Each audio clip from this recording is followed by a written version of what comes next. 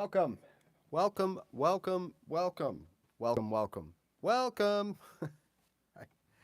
uh, all right, so beginner's hour is here. Um, I just wish I could fix this.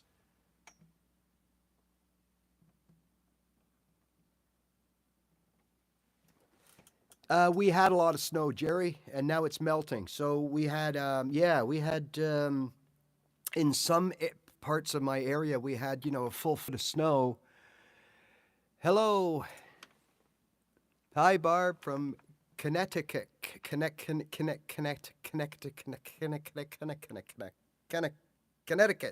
Try to spell that.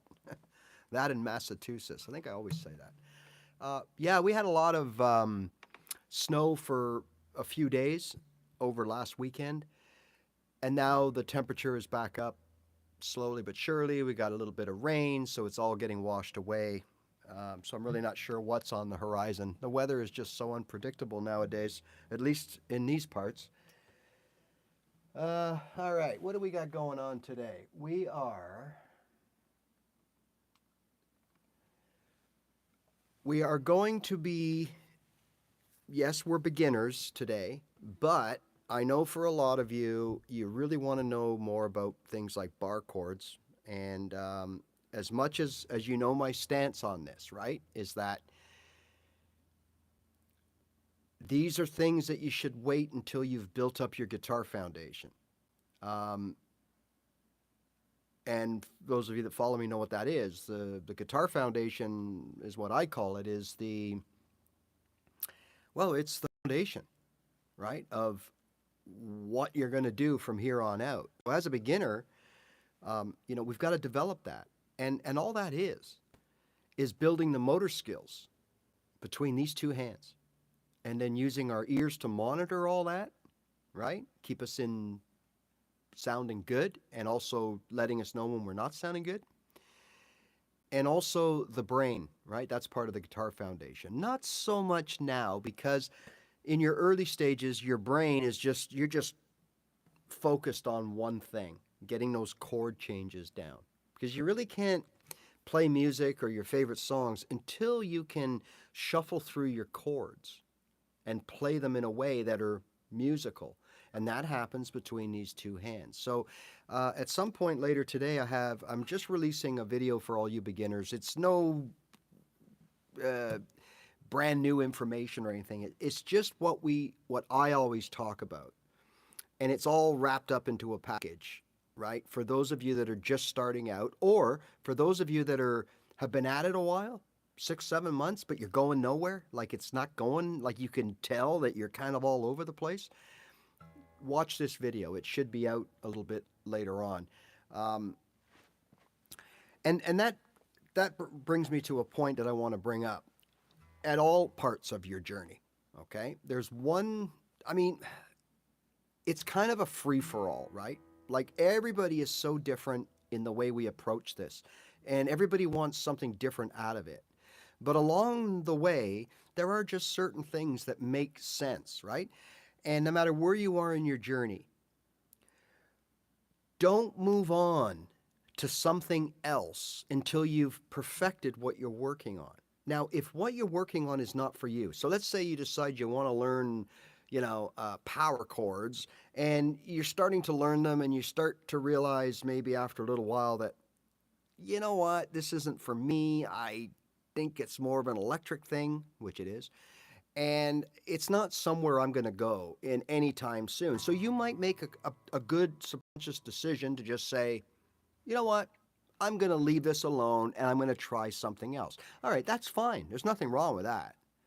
But what I a lot and what happened to me twice, I know, shame, twice, what happened to me was, I got caught up with all this distractions, people telling me I got to know this and I should know that, and videos showing me things that I really thought I should know, and more importantly, making me feel like small if I couldn't do it. And that used to really set me back. That was really, really bothersome for me. And all I can tell you is do your best in that first year to minimize distractions. Focus on one thing. Because I'm going to tell you, the third time that I started again to teach myself to play guitar, I took this approach. And all of a sudden, I went from really not liking picking up my guitar to practice every day, just feeling obligated to do it. Well, I better do it because I've come this far, or what is so and so going to think if I stop now, or but I hated it, and I really didn't sound very good at all, and my hands were always sore, my wrist, and the reality was I was, as you all know, doing things or trying to do things that I had no business doing.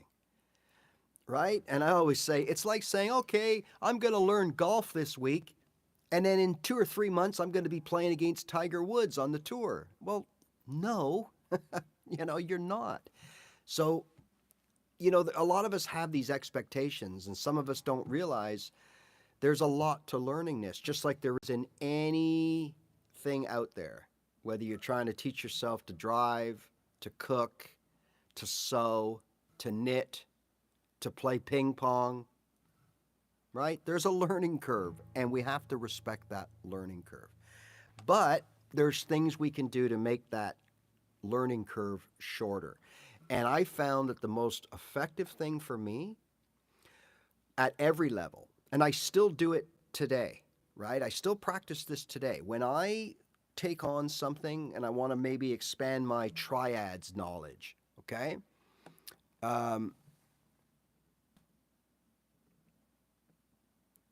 Hey, how you doing? And if anybody out there is an iPad user, if anybody could tell me why my messages, when you guys send me messages when I'm streaming on my iPhone or an Android phone or a computer, the messages stay there. Okay.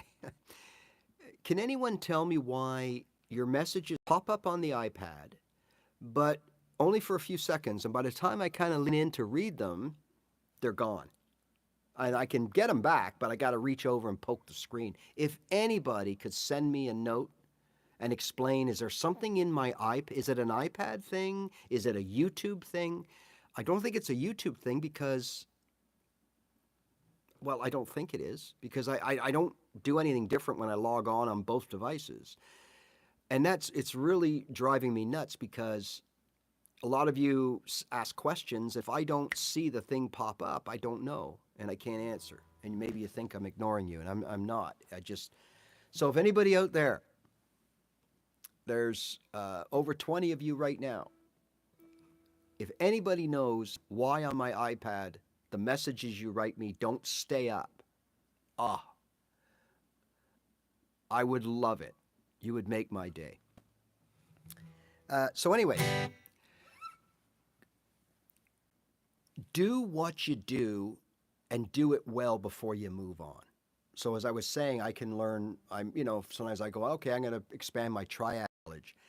I don't stop and go on to something else. So I take that I was working on and really put it in my pocket and say, you know what, I've perfected that. So again, my third time around, when I forgot about everything else and just concentrated on strumming those chords every day, I got better and better. And you know why I got better and better? Because we're human, right? And I see this all the time. I'm a sports guy, right? Okay, so I'm going to use baseball. You go to, say, a baseball game, you watch them practice. You watch the batting practice before the game. They all go in there and pound the ball as far as they can. That's the sole goal, is to hit home runs, right? Okay. But during the game, many times during a game, a home run is great, but it's not always required. You just want to move that runner along, and boy, a nice bunt would be nice, or a well-placed hit. But that's hard to do. And so when we stand in there to practice, we want to do what makes us feel good and what people want to see and just keep hitting the long balls when you really should be working on the things that you're not very good at. And that's same with guitar practice, right? You should get to the point, and that's what I did. I got to the point where I was getting good enough. I was playing songs and I was smooth and everything was going well. So I ended up splitting my practice into two. So sometimes I'd pick up my guitar and just play songs.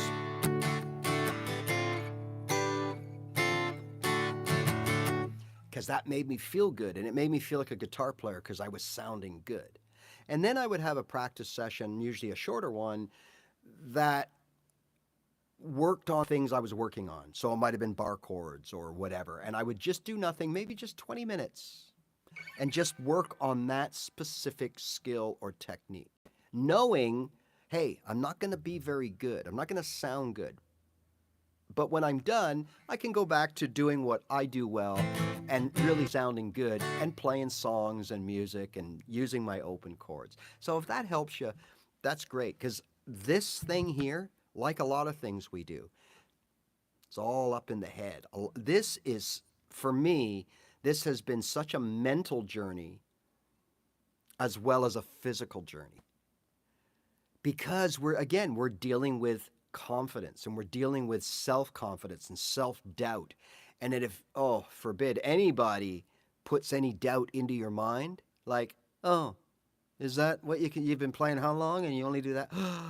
Oh my God. Or if you're playing somewhere and someone calls you out, you're in the wrong key, you played the wrong chord, you're out of tune, your guitar's out of tune.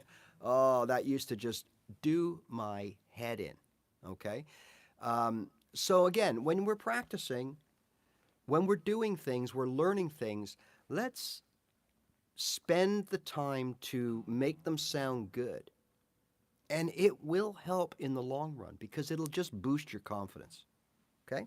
Now, last week, and I think all of you guys know that follow, has to be a certain amount of repetition here, okay? I just have to plug in my iPad, okay? If you just give me a second. I have it all ready to go here. Where are we? Where's my, here we are. I'm just gonna plug this in, and then we have power for the rest of the day. Sorry about that. I meant to do that before, and then I got distracted. But so last week, I mentioned and I promised that I would show you the basics of bar chords, because this, and I really don't know why, but I must admit I got caught up in this at the beginning. Right? I got caught up in this in the beginning, thinking that bar chords were the holy grail of everything. Let me just, Siberia. Siberia, wow. I thought we were in Siberia last week with all the snow, but you really are in with all the snow. All right. I got to admit, when I started, there was a lure. It was like someone kept pulling me in, right? To learn and play bar chords. And I got to admit, I would watch people playing bar chords when I was an absolute beginner. And I'd be like, wow, does that ever look kind of cool, the way they're doing that, right? So I get it. I get it. As long as you understand a couple of things. Bar chords are not the quick fix to getting to the level you want to be. They are not the, oh, you can play anything with one shape thing that a lot of people make you believe they are. Okay? And also, they can be very physically demanding. Now, here on this channel, I'll cater to anybody that wants to learn guitar. But for the most part, the following here is 45 and up. Okay? And to be honest, I think most of the people here are in their 50s and 60s. So we have to look at things a little bit different. I'm sure you would agree, because maybe not at 40 or 45. I mean, I was maybe feeling old when I was 40, but really you're not. Like, things don't work like they used to, okay? And we get pains in places that we never used to. And that's just, well, that's life, right? So remember, bar chords are not only not necessary, and they're not a quick fix. If you're struggling with your open chords, you're not happy with the way you sound, don't think that you're going to take up bar chords and all of a sudden you're going to be a maestro. It very, very rarely works that way. Okay? So, and also, some of us just can't do it.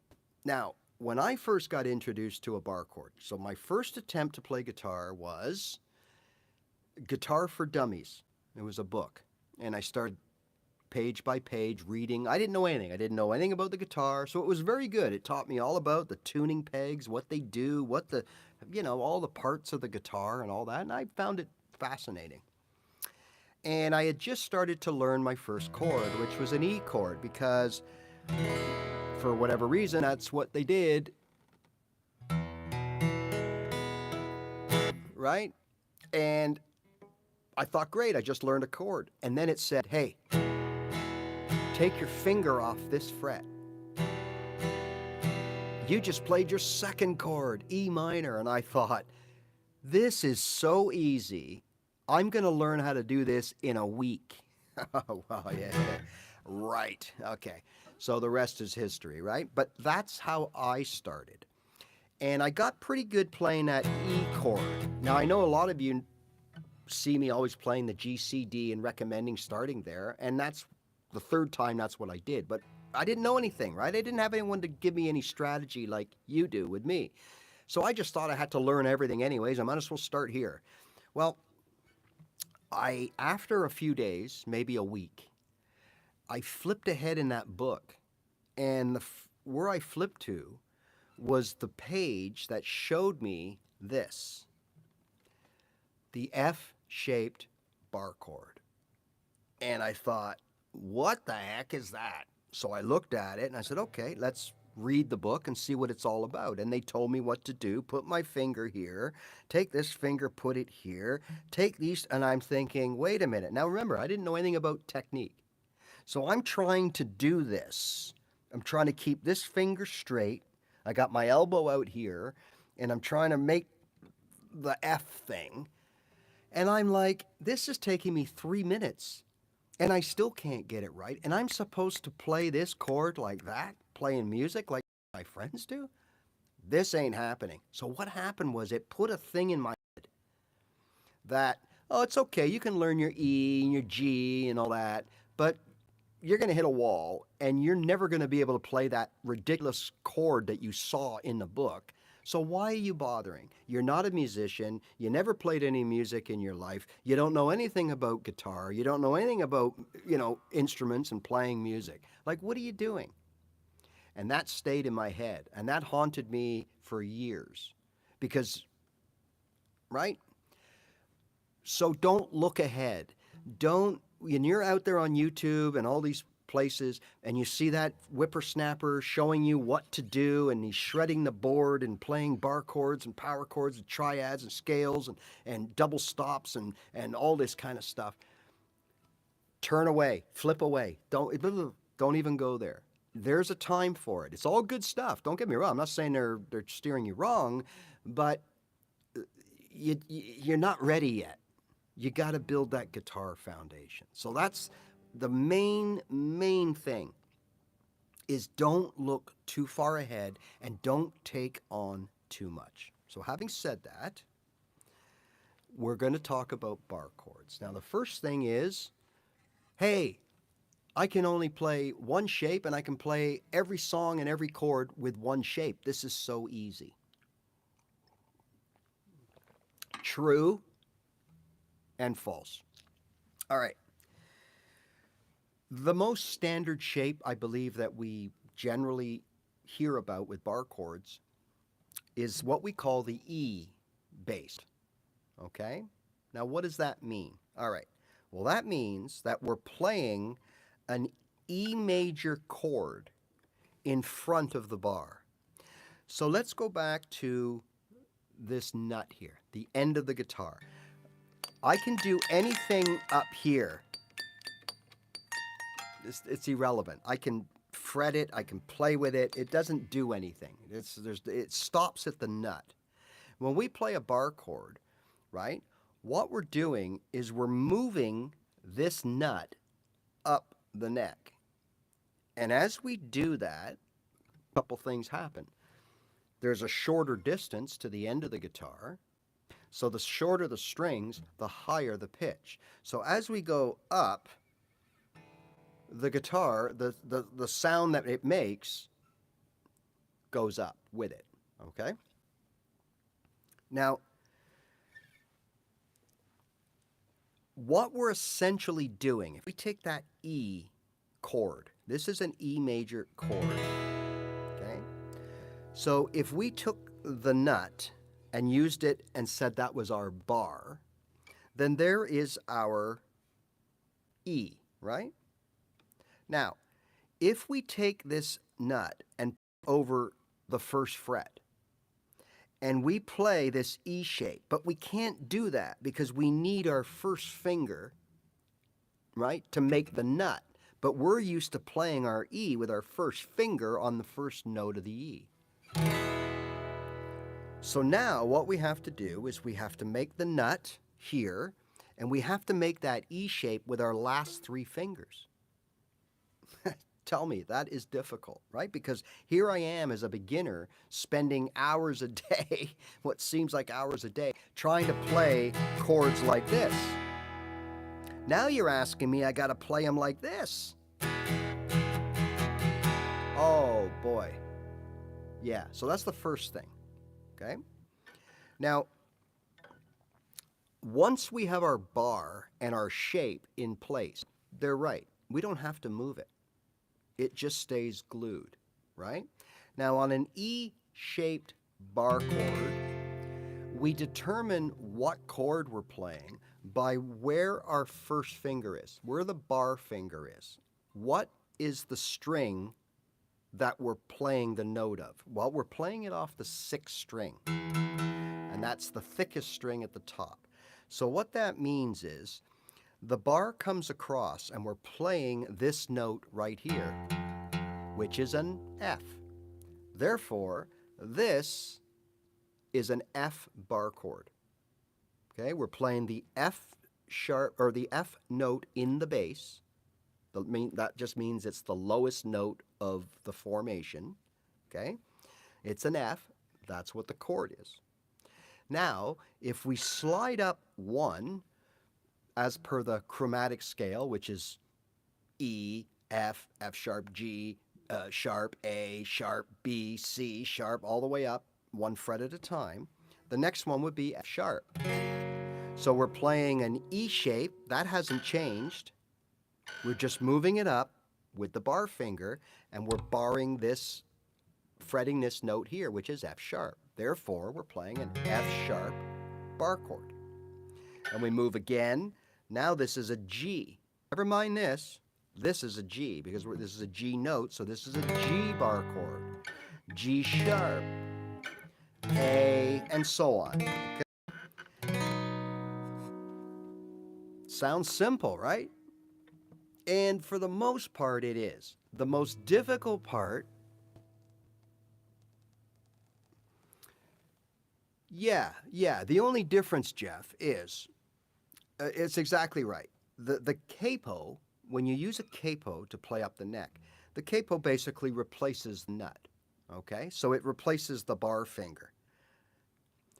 However, you can't just whip the capo on and off if you have a bar chord in the middle. You can't put the capo on, play the chord, take the capo off, and then play your open chords, right? So it's all or nothing. It's all for one or one for all. You're going to play bar chords, play bar chords. Yes, you can mix and match bar and open, but for the most part, you play bar chords, you play bar chords. And you're playing those bar chords, you've elected to use them because the song that you're playing in the original key is full of sharps and flats. And remember, that's the only reason we play a bar chord. Okay? Yes, we can play our major chords, absolutely. But for the most part, it allows us to play the sharps and flats where we can't really do that playing open chords without a capo. All right? So, yeah, learning bar chords will be, in my opinion, the second thing you do after you've learned your open chords and your strumming. They kind of go hand in hand because of the guitar foundation, right?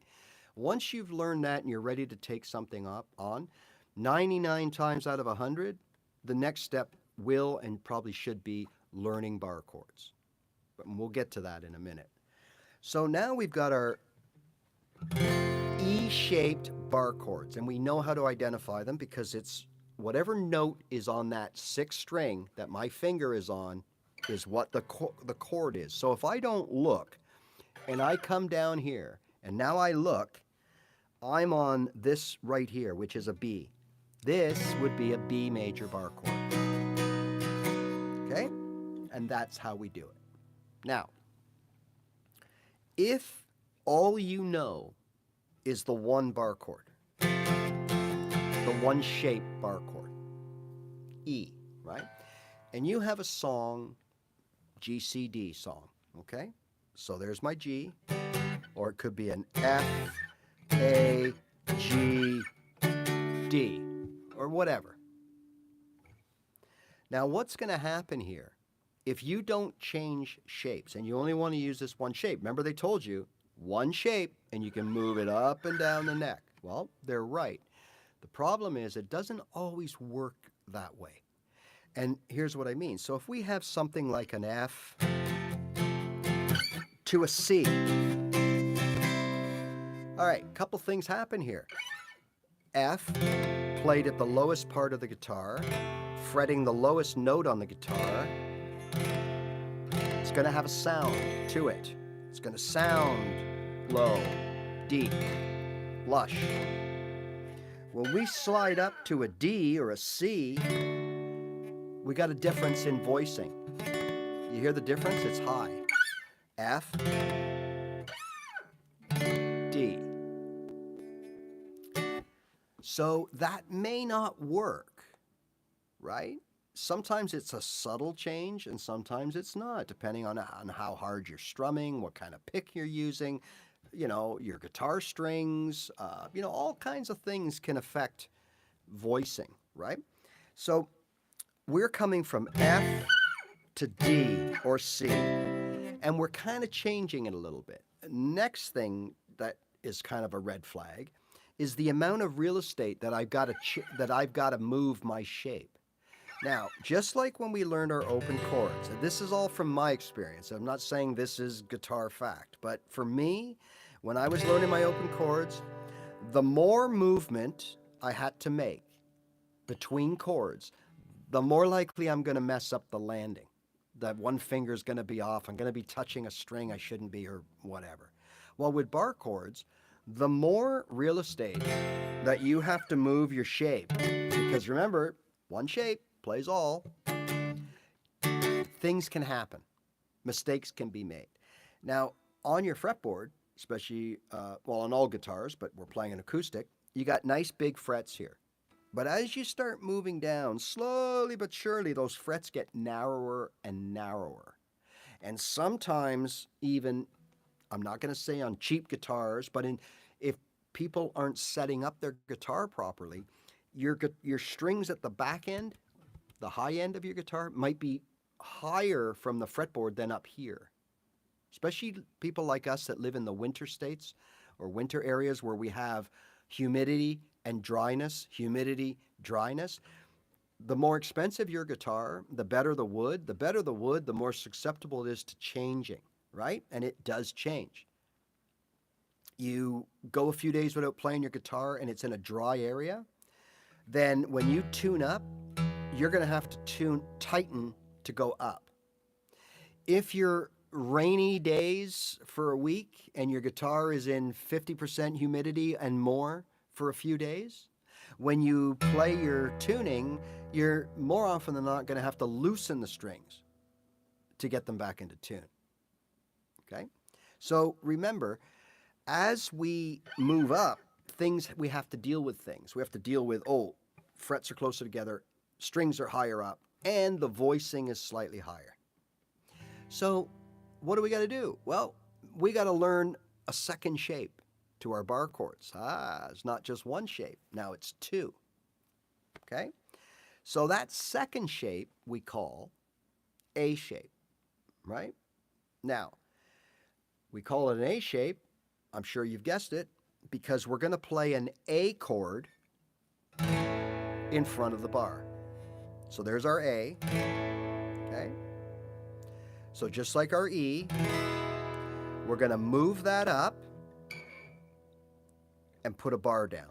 So in this case, we got our A, we're going to move it up, and we're going to put a bar down. Now, when we do that, how are we going to do this? So, just like the E, we've got to make our bar, and then we got to replicate with these fingers the A shape. Now, for some people, it's this. Just like it was when they played A major with 3 fingers, is they're going to use all 3 fingers, but just different fingers. I can't do that. I find it hurts. I can't get the stretch between these two. And I think most of you are going to say that. So what we tend to do is the real good people that have been playing a while, they're going to use that one ring finger, and they're going to use that finger to fret the 3 strings in your A chord, right? That is the D, the G, and the B. So when we play an A, we fret D, G, and B, and we play an open string, and we play right through the guitar. So as a bar chord, we are going to use one finger, and we got to kind of bend at that first knuckle there, right? And it's hard to do. It's for me, this is the hardest chord to play, is the B major bar chord like this. That's just me. I've always had problems with this, and I'm going to show you a cheater way after. So I found that by doing this, now this finger, you can't maybe see with the angle, it's not on, it's just these 2 fingers. I have trouble keeping the pressure down. It's probably because I haven't given it enough gumption. You know, I really wasn't comfortable from day one. I don't have the biggest hands. And remember, playing bar chords requires physical strength in your hands, the back of your hand, your wrist, and on all the backs of your fingers. It doesn't seem like it, but it is excruciating. It uses all these little muscles, and you have to build the strength. That's why it's not real. I don't care what anyone says. I'll go up and argue with the most seasoned professor of guitar that bar chords should not be taught early in the journey because you just can't physically play them, even if you want to and you know how to. It requires a buildup of strength, just like going to the gym. You don't just start 100-pound curls right off the bat. You start at 10, 15, 20, and you work your way up. Same with bar chords. All right, so now for me, I can't do that. I can do it once in a while. That sounds pretty good, actually. But if I was to be I probably wouldn't be able to do this more than a few times out of 10.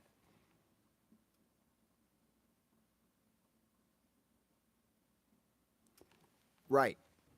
So, and I'm gonna get to that too. So now we have an alternative way is to use a second finger on that. So now I use these 2 fingers to cover 3 strings. I find it much easier. And I basically do that, okay? So there's my A. I can play an A, sounds good.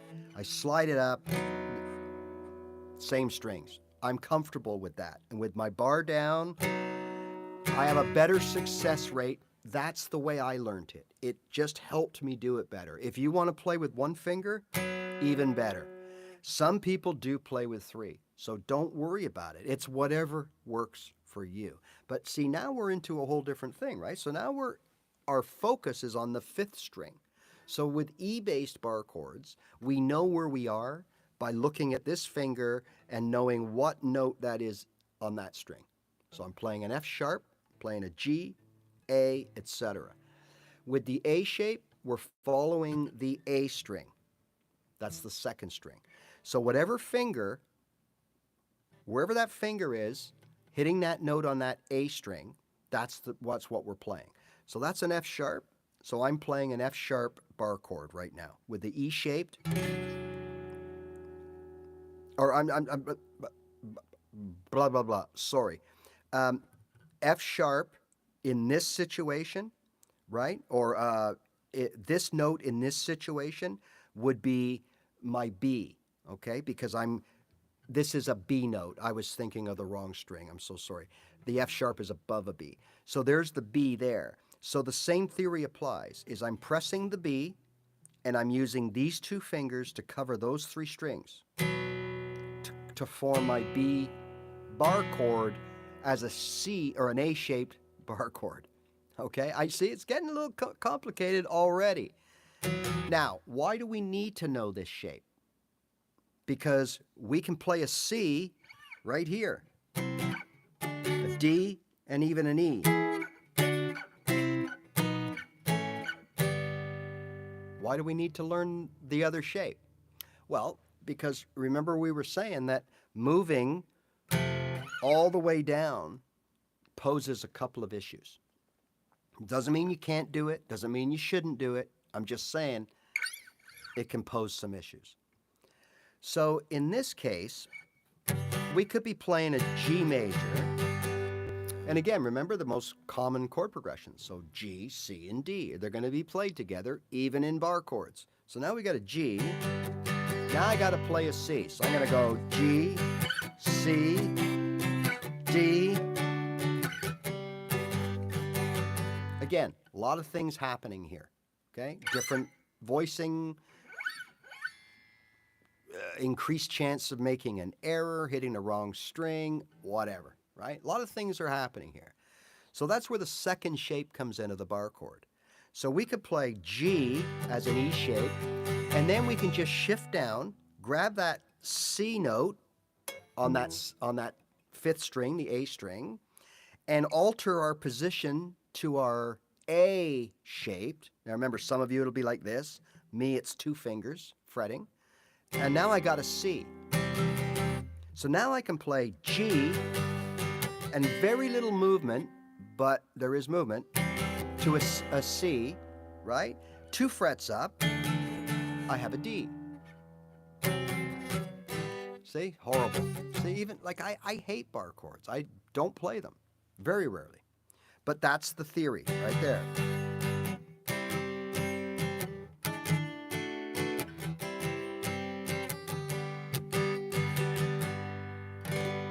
So now I can play my 3 chords within a few frets of each other, but I have to change position, I have to change the fingering, okay? Now, great, fine, dandy, I get it. But what if there's an A minor, or an E minor, or an F sharp minor, or a B minor in my chord progression? Oh, what do I do now? So up until now, I know how to play major chords in 2 different ways, right? What do I do now? Well, we got to learn a third shape, okay? So we have options. So now let's say it's G, C, A minor. So we have G. We could go down here and grab our C. And now we have to introduce a minor shape. So if we are playing our chords off the sixth string, the E shape, we could stay with that kind of theory by going G, C, A minor, right? So we have G, C, A minor.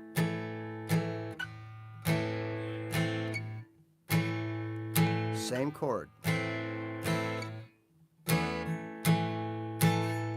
What am I doing?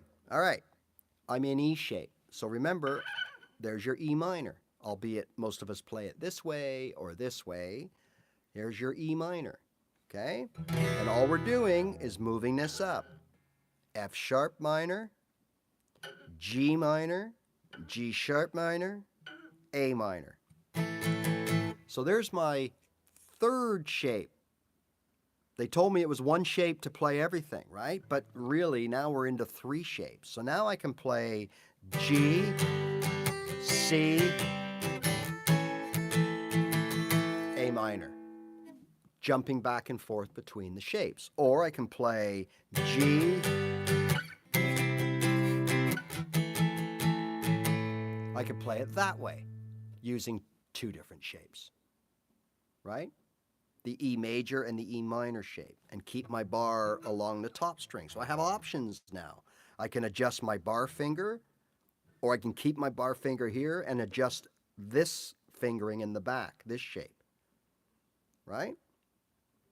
Okay. So technically, this is a B minor. This is an A minor. This is a G minor. But it doesn't end there, okay? Let's look at the other minor shape, and yes, there's another minor shape that goes with the C, A-based, A-string, A-shape based bar chords. And that's this shape right here,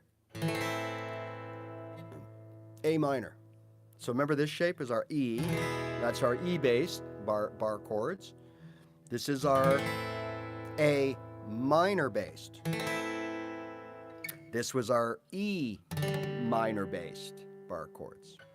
So now for this, we're playing an A minor. We do the same thing. We move it up and we replace that bar, move these fingers into the same position.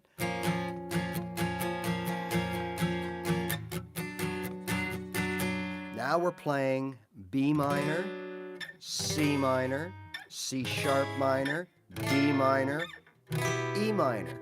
So we have an E minor here, and we have an E minor here with this shape.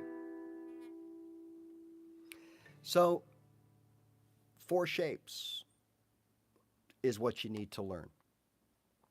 And that doesn't include major 7, dominant this, sus that. That doesn't include all that. And just like in open chords, all that really is moving a finger off of a note, right? Like, A, A7, A sus or whatever. D sus 2, D sus 4, whatever. We're just moving fingers around. But they have a bar chord version of that too. So it isn't only one shape, it isn't only 2 shapes, it isn't only 3 or 4 shapes. Okay?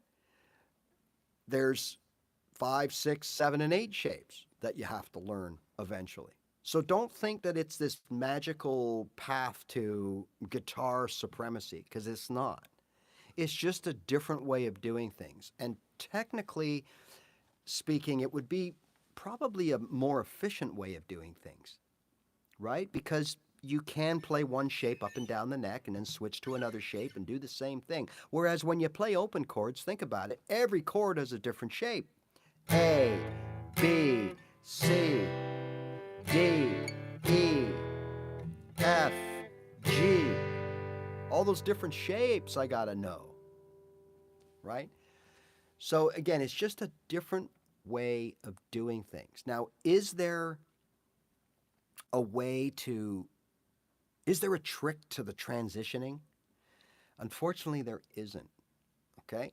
And if you go through videos and stuff, you're going to see people, everybody has their own way of doing it. Just like everybody has their own way of going from G major open to D. And some people will say, okay, so when I go from a D to an E, here's a trick, right? I slide this finger back and put my fingers here. Great. Nothing wrong with that. It's a little trick. But for every person that does it that way, there'd be more people that do it this way. Take everything off and reset.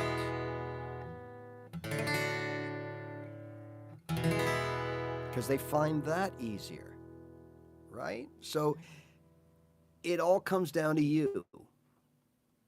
And as far as bar chords go and things, look, I have found that later when I started to change the way that I played some of my open chords, I started playing more with my back 3 fingers as opposed to my first 3 fingers. So when I changed my G from this to this, okay, and then all of a sudden my E minor was played like this. When I started to play guitar, I played my E minor with my first 2, okay? And I just started to play off of my back fingers more often. So now I'm playing a D off my back fingers. Slowly but surely it creeps into your repertoire. And what I found by doing that, and here's another one, there's a beautiful chord progression of this.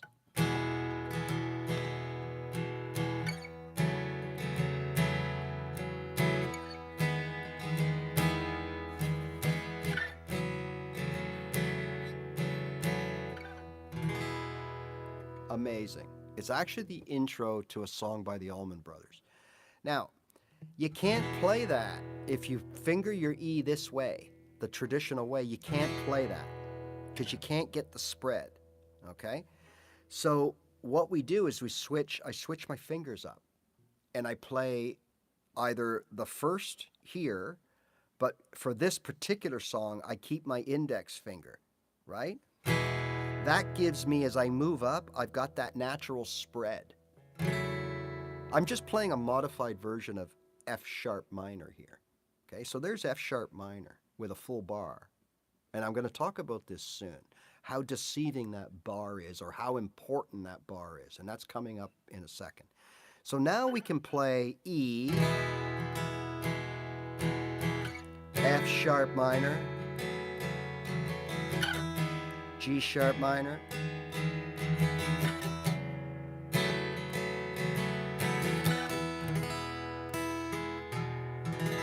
back to the E by altering the way we finger. Okay, now, so when you first start bar chords, you're set up to fail because it's just, remember what we've just talked about. You're physically not strong. We're older in age, so maybe our wrists are sore already from everyday life. Maybe we've got a little arthritis coming on, our knuckles are a little swollen, all these kind of things, right? Play in. We didn't have to deal with this when we were 16 trying to learn guitar, okay? So all these things start creeping up on you. And if you're like me, well, I quit guitar because of bar chords. They were the main thing that made me quit because people put it in my head, not only videos on YouTube, but people that I was playing with or, that I would jam with here and there. They were so bar chord orientated that everything revolved, the whole world revolved around bar chords. So in their eyes, if I didn't play bar chords, then I wasn't really anybody, right? So I was so determined, and the more I played them, the more I hurt, the more I sounded awful. I mean, I've been playing guitar for a lot of years, and I'm like,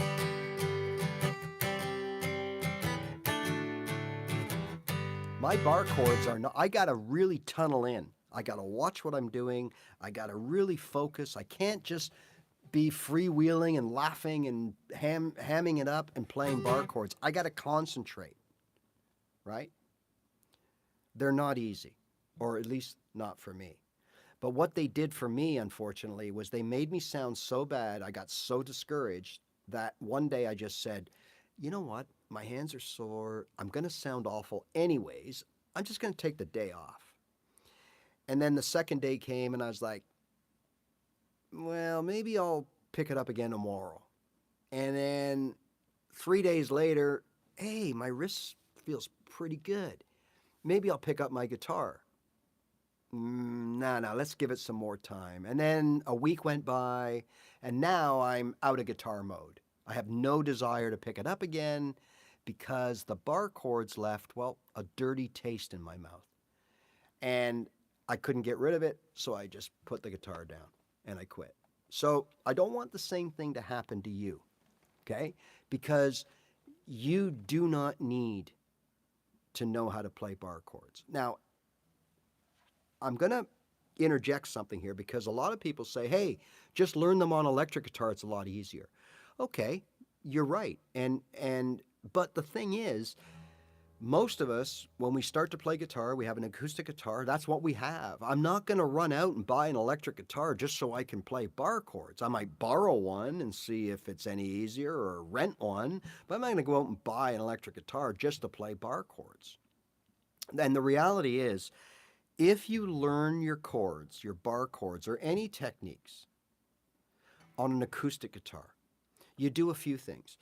You get a true understanding of what the notes and chords sound like because you're listening to natural sound. You're not listening to manipulated sound, even with no pedals on your board, just into an amp.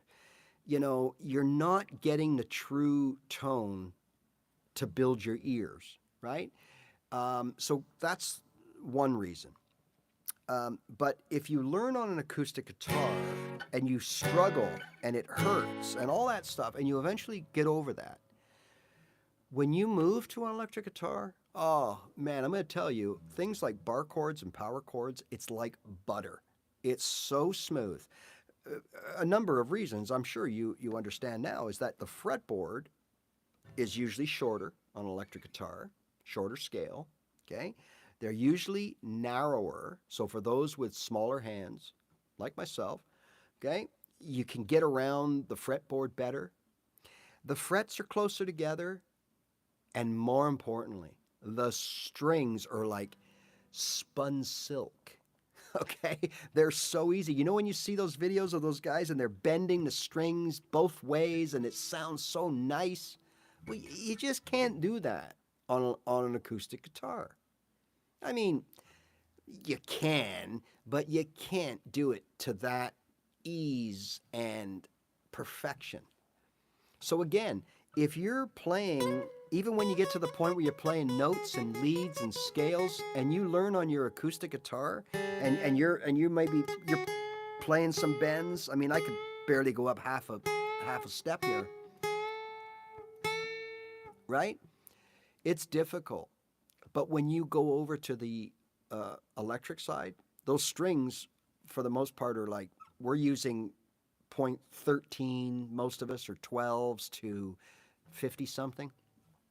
On an electric, it could be as low as 0.9 to, 48 or something like that. It's a whole different ballgame. So again, things are easier when it comes to that on electric, but you should still try to learn on an acoustic. It will make your electric experience better. And then you'll be able to play on both. So again, the whole thing about bar chords, it's not just one shape. To play them effectively and use them smartly, you really need to know the 4 shapes. And that's not including, as I said, the 7th chords and anything, sus and diminished and all that kind of stuff. Which I tell you as an open guitar player, you don't need to know those right off the bat. Learn your majors and minors, okay? Don't worry about all the fancier chords yet. And the same thing with bar chords. So now we've got 4 shapes, right? So we've got our E, we got our E minor by lifting off this finger, we got our A shaped, and we've got our A minor shape. That have to be learned and perfected. So now we have to start a practice routine, something like E to A, back to E, to minor, to minor. And we have to go over those.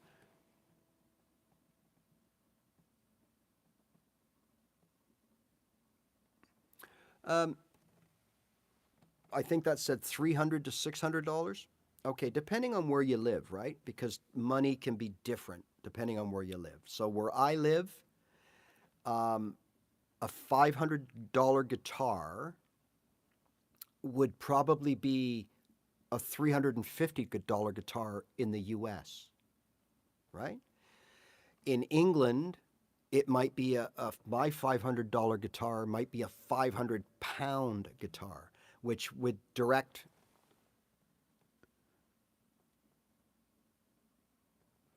Hey, so you use the same strings or the same gauge on both. I never really thought about that, if that's what you're saying. I myself on electric have used tens, and right now I put on a set of nines just to see the difference, and there's quite a difference. Um, but I think what you're saying, Jeff, is you play the same gauge on both, and that's very interesting. So that would be like ultra light, wouldn't it? Like a light guitar string for acoustic is what, 11, I believe. So you're going pretty light on that. So that's actually a good point, because I guess the strings are still a bit different, but at least you're dealing with the same gauge, so you wouldn't notice much of a difference. So I never. Oh, extra light. Yeah, yeah. That's what I was thinking. Because usually our lights are around 11, right? Somewhere around then on an acoustic, or 12 or something like that. So hey, that's a good point, right? Barb, look at you. You're using 08s on an acoustic. Ah, all right. So thanks for that info. I think I might try that one day. I like I use medium strings on this Taylor. I just like the rich, the deepness.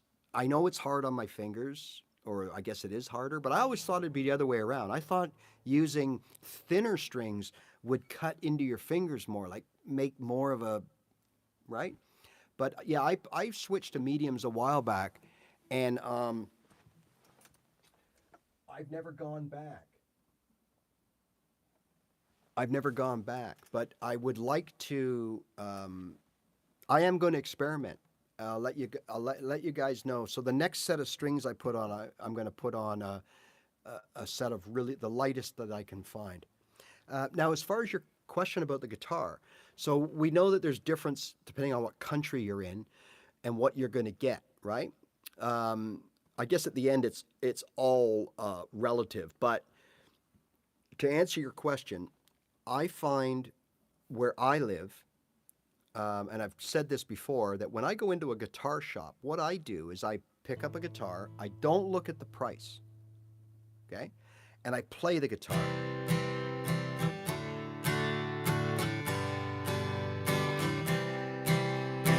Right? And get a feel for it and see what I think of it, right? And a lot of times I'll say, this is a piece of garbage. Like, it sounds horrible. I always bring my own tuner and my own picks and stuff, right? And I make sure everything's in tune. And I go, this is horrible. Like, this is a terrible guitar. And then I flip the price over and it's like $4,000, $5,000. I'm like, what? Like, I would never pay that for this guitar. And on the other end of the thing, you know how many guitars I've picked up and I've gone like this and strummed and felt and listened, and wow, that's,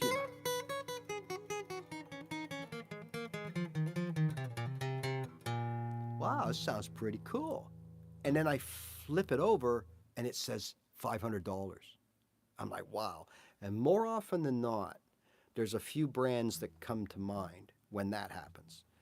Anything, really almost anything, by a company called Godin, Godin. Now, they also make Art and Lutherie, Simon and Patrick guitars, and they also make a brand called Seagull.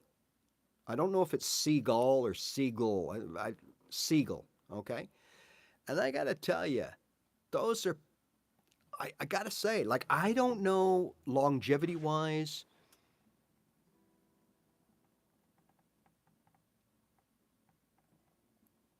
Yamaha is another one. Yamaha make really good low end guitars or medium end guitars. You'll find a lot of pros don't use Yamaha, and I'm not sure why. It's probably a reason. But yes, Yamaha is another good example of you get a good bang for your buck. And another one is Takamine or Takamine. More often than not, I've picked up a guitar from them, tried it, and thought, hey, this is probably a $2,000 guitar. Look at the price tag, and it's $600. So when it comes to a guitar, it's got to feel right. Okay? Like this one has a bit of a, I think it's an auditorium or a grand auditorium. It does have some, this is where you're getting your oomph from, is the back end. Like a dreadnought guitar is big around the back. That's going to produce a lot of those Gibson dreadnoughts with the big mustache bridge. The country guys, they get on them and they wail them away, pound them, and they produce a big, deep, rich sound. The shorter or the thinner or the narrower the body, you're not going to get that big sound. I think this is a grand auditorium. It's got a little pinch here. Okay, now even the cutout is just for playing up the neck. But if let's say this was round, okay, wouldn't make a heck of a lot of difference. But this guitar has a certain, like any, it has a maximum. I mean, you just can't pound them. Like, so if that, you have to think about that in your playing. If you want something big and bold and in your face, well, you're going to have to go with more of a dreadnought style. So there's all kinds of things. Does it feel good on your lap? Does it feel good if you got a strap on it? And there's a brand called RAYRAY, quality handmade guitars from Canada. And the problem is, for me, this part of the fretboard is thick, and it makes it feel chunky, like those flamenco and classical guitars. They tend to be flat and wide, and I can't get my hands around it. So great guitars, sound amazing. They're just not comfortable, right? So all of these things, when you pick up the guitar, go in unbiased, no prejudice. Just walk in, pick the guitar up, see how it feels, how does it play, how does it sound when you're playing, is it easier to fret the strings, how does it play up here, all these things. Then look at the price. And at the end of the day, the one that you like is the one you should get. But those are some brand names thrown out there. Takamine, Seagull, Simon & Patrick, Art & Lutherie, Yamaha, Takamine. These are all, and even now, Taylor and Martin are both making guitars in Mexico aimed at a lower price point. So you can get, now the only caveat to that is apparently the tops are like a laminate, so they're not 100% wood. I think Jeff here is a luthier. He actually builds guitars. He might be able to shed some light on that, but I think you'll find that the top here is like a laminate, but everything else is wood. Or it could be the fretboard is not real, or there's something, and you can usually spot them. Like I can usually tell it's something to do with the binding on the side, the way the side of the, like when you're looking down, like they got like a look to them, and I can't really put my finger on it. But and not only that, the serial numbers on the Martins, they start with like a DX or something, and that's a Mexican Martin. Okay, is there a difference? Yeah, there is, because the minute you introduce anything that isn't wood, I'm not saying it's bad, you're just not going to get the same quality. So if you're using a laminate top, things are not going to be the same, right? But the prices are better. So I think they've come down into the Yamaha range, into the, those guitars I mentioned, right? And Taylor does the same thing. Yeah, they're laminate, but they do sound nice. There's no ifs, ands, or buts. In fact, I've been quite surprised on, and that's how I found out about him. I played this Martin one time in a guitar store, and I thought, wow, what a nice guitar. So I did my flip around, and I saw $695. And I'm like, for a Martin? No way. There's got to be something wrong. So I'm looking around. I never noticed it. And Buddy was in the room. He goes, it's made in Mexico. I said, what? He goes, yeah, look at the thing. And it says, I think it says inspired or designed in Nazareth. That's their thing, right? Nazareth, Pennsylvania has on their sticker. It says designed or something in Nazareth, but it's made in Mexico. And again, the DX or DXX or something was the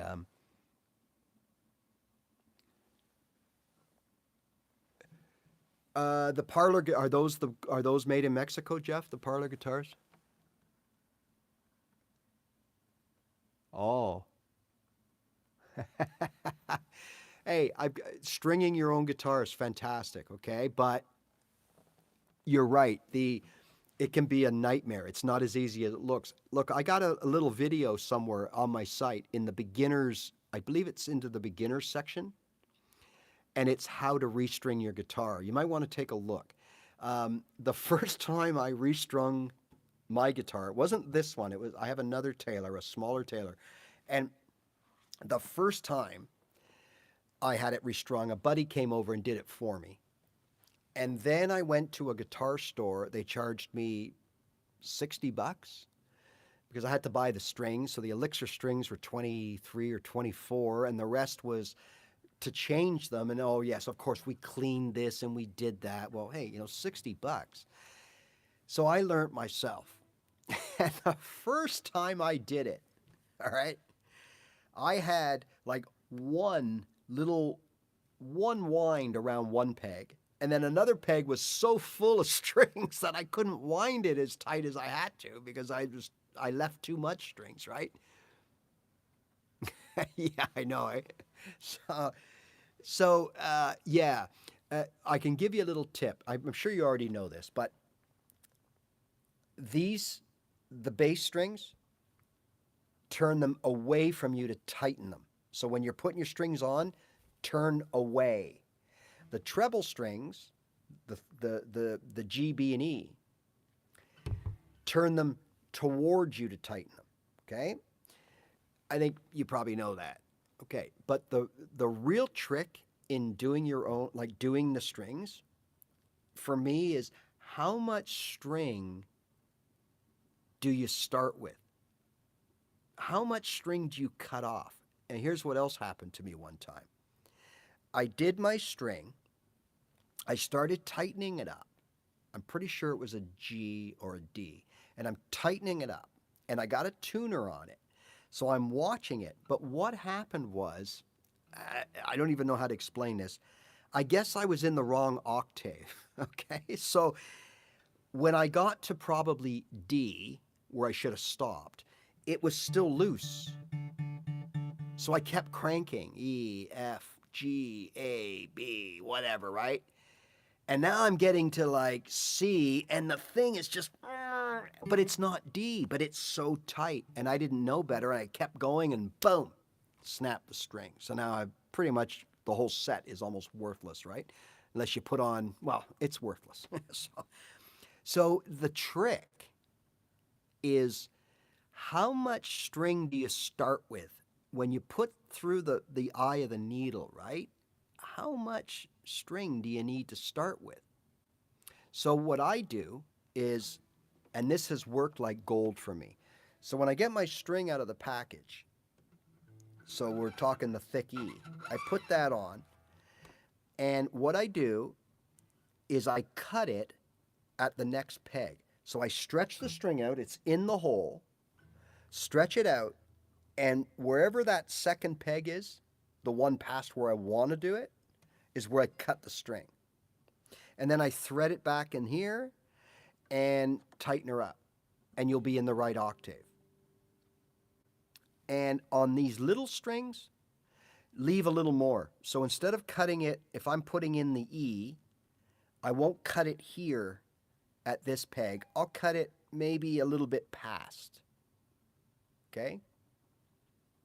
They take up less room on the pegs, and there's a different, like, they're just different, the way they stretch and everything. And if you follow that, you can't really get into trouble like I did, where I had cranked it. One of them was not tight enough. I was in G, but I was in the wrong octave. And the other one was way over, and I ended up breaking the string, right? Yeah, that's kind of what I thought, Jeff. I tried different ways. I know somebody told me that they put their hand here, like this. And then they pull the string out, it goes over the hand and in, and that slack there is just enough to get some nice winds and put you in the right octave. So I'm not sure what happened with you that said you had changed your strings, but if it was a complete joke and you could do nothing but laugh at how terrible it was, don't worry about it. All been there, okay?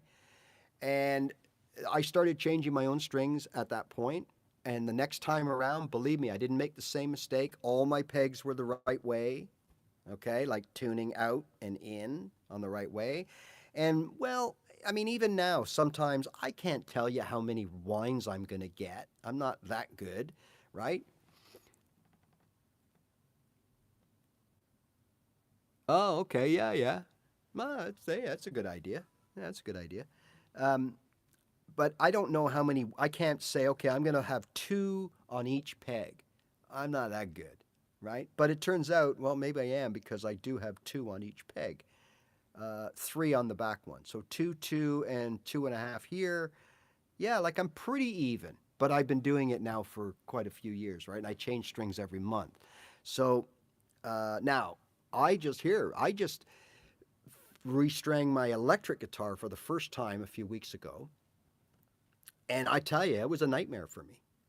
Like I was lost. Like I didn't know, because the strings are so silky to begin with. I thought, oh, I'm not tight enough. I'm not tight enough. I kept tightening and tightening. And lo and behold, I broke a string too. So now I'm stuck. I got no guitar strings. So I had to order, and it was a Saturday night.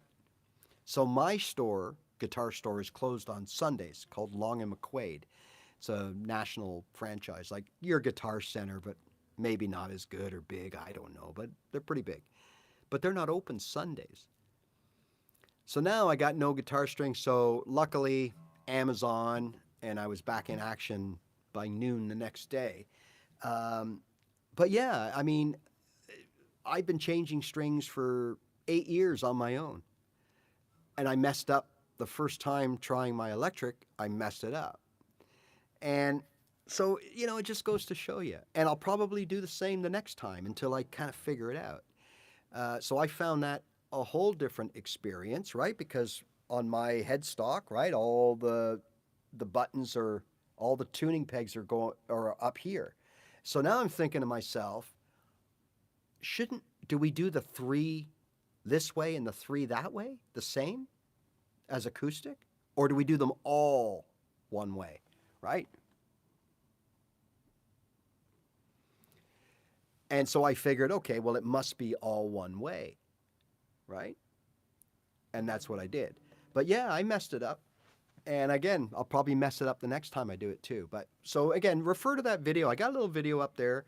It's probably about 10 minutes long, and it takes you through the process of, it's just an overhead camera, and it shows me changing the guitar and talking about it the way we are now. All right? All right. Back to bar chords. So now we've seen that it's not all gravy the way they make it out to be. For those of you that oh,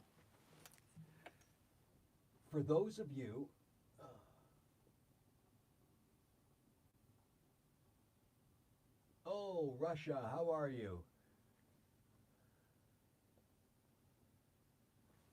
Welcome from Russia.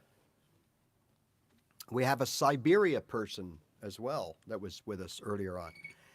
All right, so we've learned that it's not quite the solve everything approach to playing guitar, because we now have to learn other shapes and we have to practice, you know, changing those shapes. Okay? Or else we're going to be.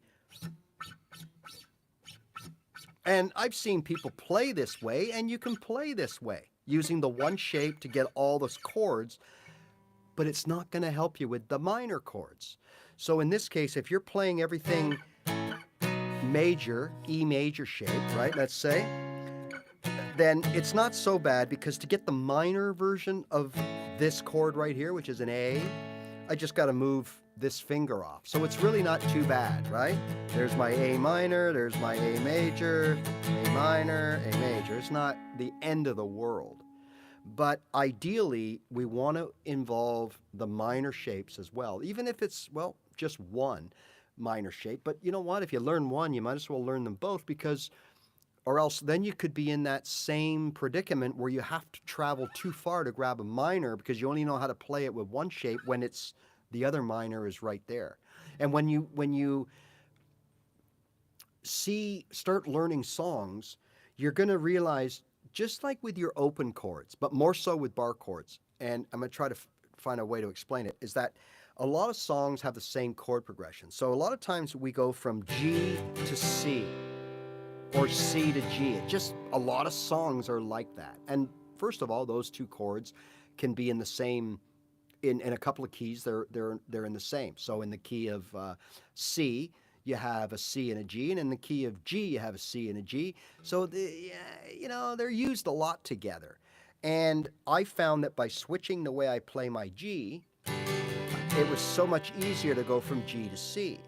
Well, with bar chords, the same thing kind of happens, right? When you're playing a song, it might be B minor. You'll find that it'll shift to an F sharp minor more often than not. Those two chords will play together. And all you got to do is switch from the little bit of fingering here, right? So I don't know if it's made that way, just like G, right? So you have your G and your C, your G and your C bar chord. They're right there. You just got to jiggle everything around a little bit. So it's not the end of the world. It's not like going from G, if you play your G this way, to C.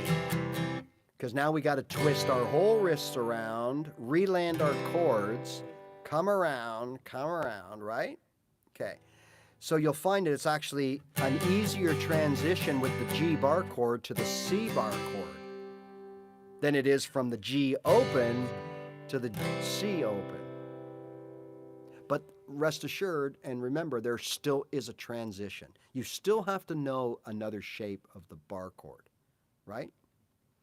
So you'll find this happens in everything. And let's go a little further. So when we talk about general fretboard or guitar theory, now you don't have to know this. I'm just little things you'll find as you move down the road in your guitar journey. That, I always tell the intermediates or the above beginners on Thursdays, we talk a lot about playing leads and riffs and picking out notes and stuff like that. Well, so often, and remember, I always say if there's a G, the C is right under it, okay?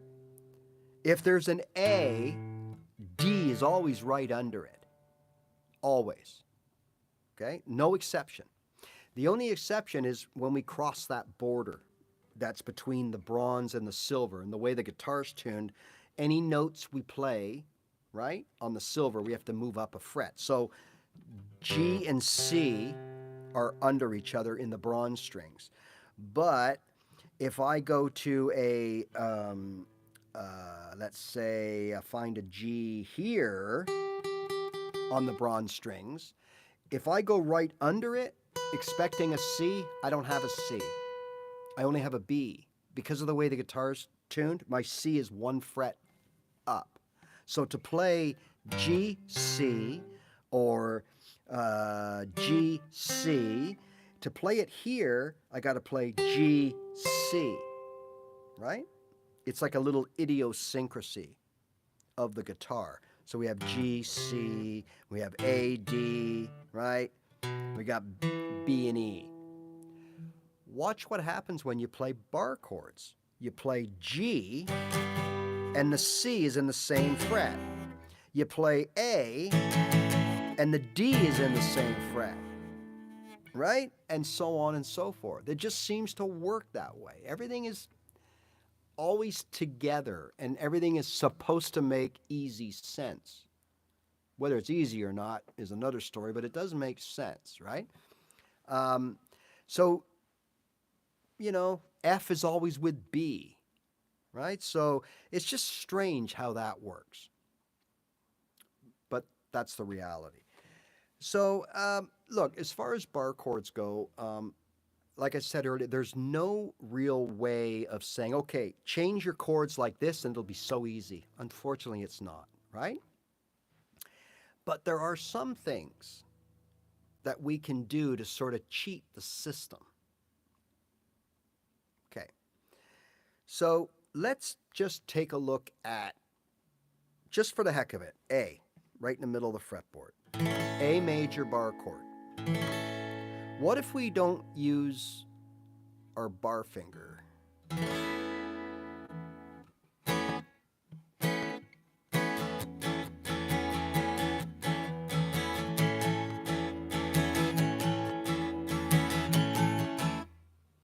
Is it a big, huge difference? Some of them more so than others. I find as you move down the neck or up the neck, there's less of a difference. And a lot of times I actually do that to get that sus sound. Okay, remember I don't know if you guys saw the short I put out about a week or so ago. It got a lot of views. The Pinky D, right? Now, you know that, you know me, right? I'm having fun with it and trying to make, I don't like dealing with guitar theory or stuff that intimidates people, because that's what intimidated me when I started. I didn't know the theory. I don't want to hear, oh, sus this and diminish that and augmented this. That means nothing to me. Just tell me where to put my fingers, okay? So the Pinky D was D adding the pinky to get a little different flavor. Right? Okay. Now,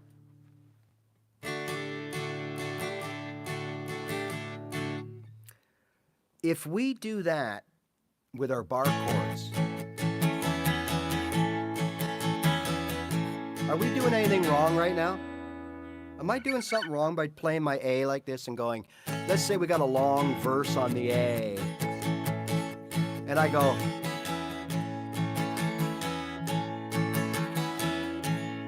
is that wrong? Like, is some guitar purist somewhere going to come down and smack my hand? Or with a ruler? Don't do that.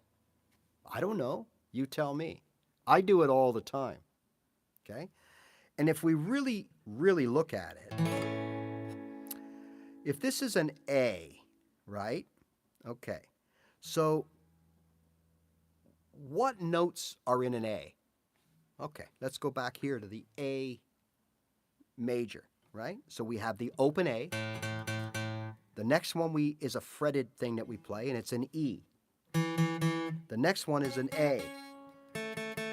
E, A, and we have the open A. So we have open A, we have fretted E, fretted A, and fretted D flat, or F, or C sharp, however, which way you're going. That's an A. When we look at the bar chord A, and we take the bar chord away, what are we fretting? That would be an E. That would be an A. And what's this note right here? Lo and behold, it's a D flat or a C sharp. E, A, D flat. E, A, D flat. Technically, that would make this bar chord without the bar, if we only played the 3 strings that we're fretting. Does anybody know what this is now?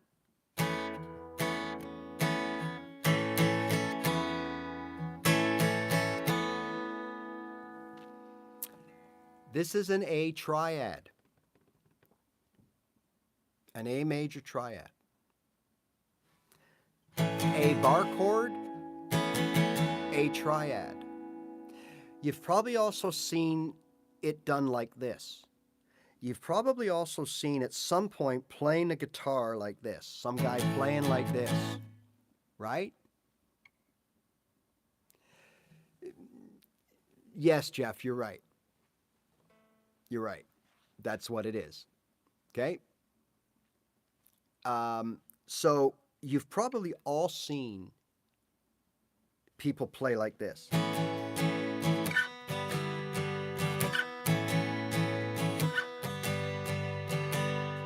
Right? And you may or may not have noticed, like I used to, like, why is his thumb? Isn't that weird? It's all the way over there. Why is that? Because he's got a big thumb or big hands? Well, no. What he's doing here, okay, so again, let's go back to that A major bar chord. The whole purpose of this bar, right, so we're told, is to move the nut up here. But the reality is, okay, that what we're doing is we're getting this note here on the E string, the A note. Because once the string is fretted by these fingers, it's dead behind those fingers. Just like the string is dead behind the nut. I can do anything, it's not going to affect behind the nut. So really, the purpose of that bar is really to grab this note here and or with your fleshy part, the notes here, or note here, or not, okay? So think about that. That's all it is. So if we replace that with our thumb, we got the same, can you tell the difference? There's a slight difference, and that difference comes if I play through the whole chord with those treble strings ringing out. If I play like this, but only play the first 4 strings, I could still hit the 5th or the first 2 string. I could still hit them per se, but I'm not concentrating on that. I'm concentrating on strings 3 to 6, or the first strings looking down, right? However way you want to do that. So I've got my A bar chord here. I take the bar off, I put my thumb on the A. Now I'm playing the same thing. And if I don't make sure that I come down through those treble strings, to be honest,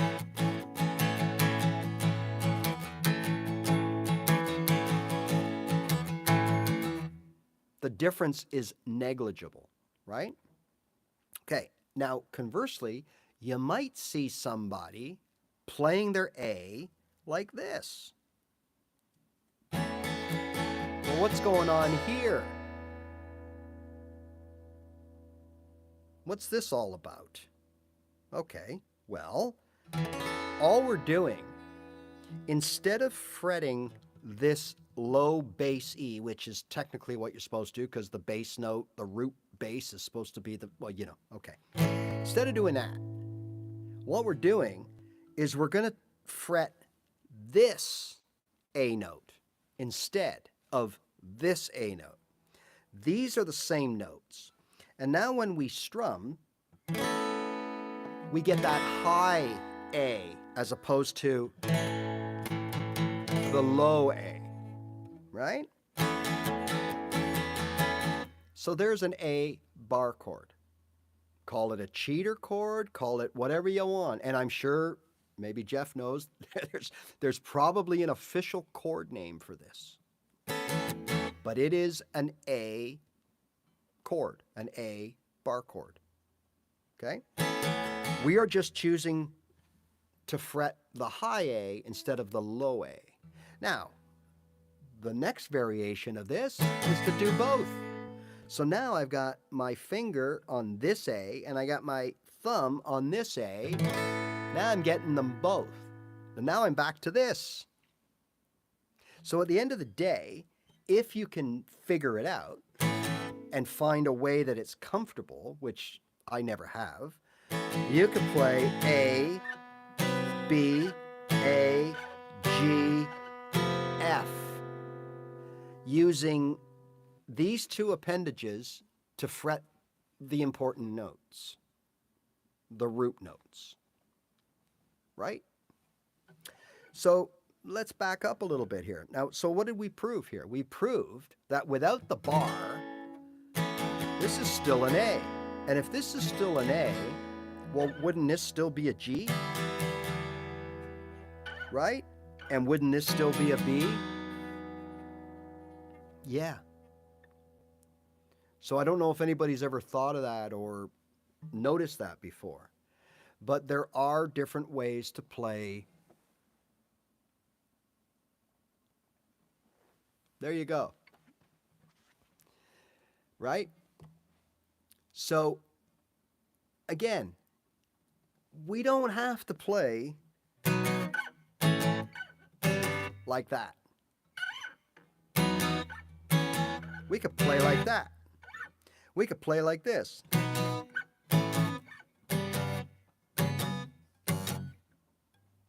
Takes a bit of getting used to because it's a whole different thing. But for those of you maybe with finger issues, arthritis issues, things like that, maybe that bar is just something that is adding to your discomfort. And if without the bar, you play with your back fingers, or heck, you could even play, if you're not going to use the bar at all, you could just play your E shape.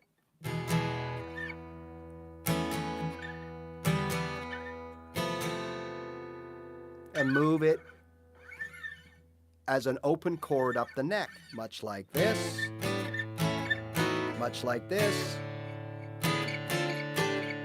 much like any of these chords, right? So there's something to kind of, when I figured this out, right, by complete accident, right? Me being a smarty pants, I was learning triads and trying to figure out the theory around triads.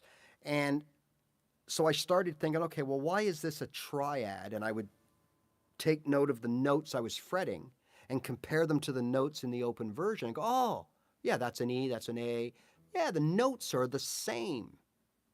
I may play them in a different order, but they're the same. And that would, by the way, be called an inversion, right? Okay, Jeff, take it easy, buddy. Good luck with the sell out those specials.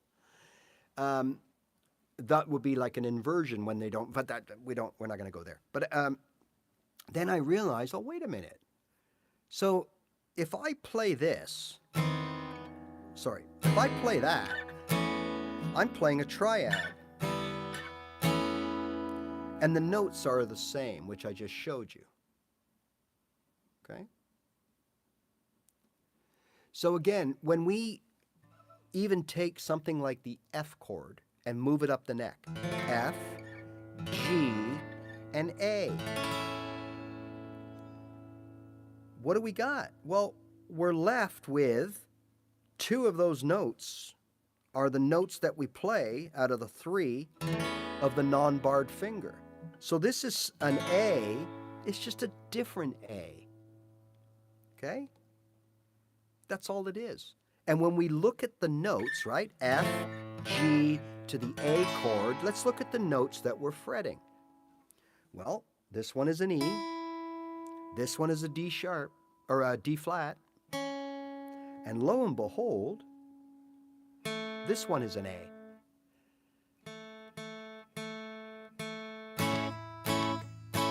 So we got two A's and a D sharp. That is some form of an A chord. I'm sorry, we got an A, an E, and a D sharp. That is an A chord. It's a form of an A chord. A, E, D sharp. Or D flat, sorry, A, E, D flat, right? A, E, D flat.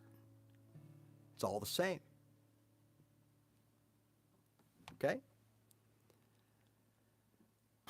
So your bar chord journey today took a couple of turns in and out and round and about, but it just goes to show you. It's just another way to play. Now, lastly, what I'm going to show you is, you remember earlier when I said about one of the most difficult bar chords for me to constantly play and play it consistent is the B major, played as a A-based or an A-shaped bar chord. Now, yes, there's a B major here, right, as an E shape, with or without the bar, okay? Again, if you choose to play without the bar, you just got to be real tight with your string. Got to play only those strings that you don't play them all like now. You just want to play those strings. That's the only kind of little rule that there is to this, is that if you play in a triad way, you only play the triad, three notes over 3 strings. That's it. You don't play the open strings whenever possible, okay? So now we get back to that B chord that comes up. Well, it's going to come up as you progress, if it already hasn't. A lot of you here are not beginners, but a lot of you are. So for some of you, the B chord, been there, done that, right? And others, what's this pesky B chord? I need something. I can't play it. It's too hard. Okay. We just talked about the A, and we removed the bar, and we still got an A. Well, let's see how that works with the B. So the B major is fretted across here, okay, theoretically to the B note, okay? Now, if you really want to get ultra technical, what happens is you generally use the tip of this finger to mute that E string. So even if you hit it, it doesn't ring out in the mix, okay? That's when you get really good and you get your fingering down.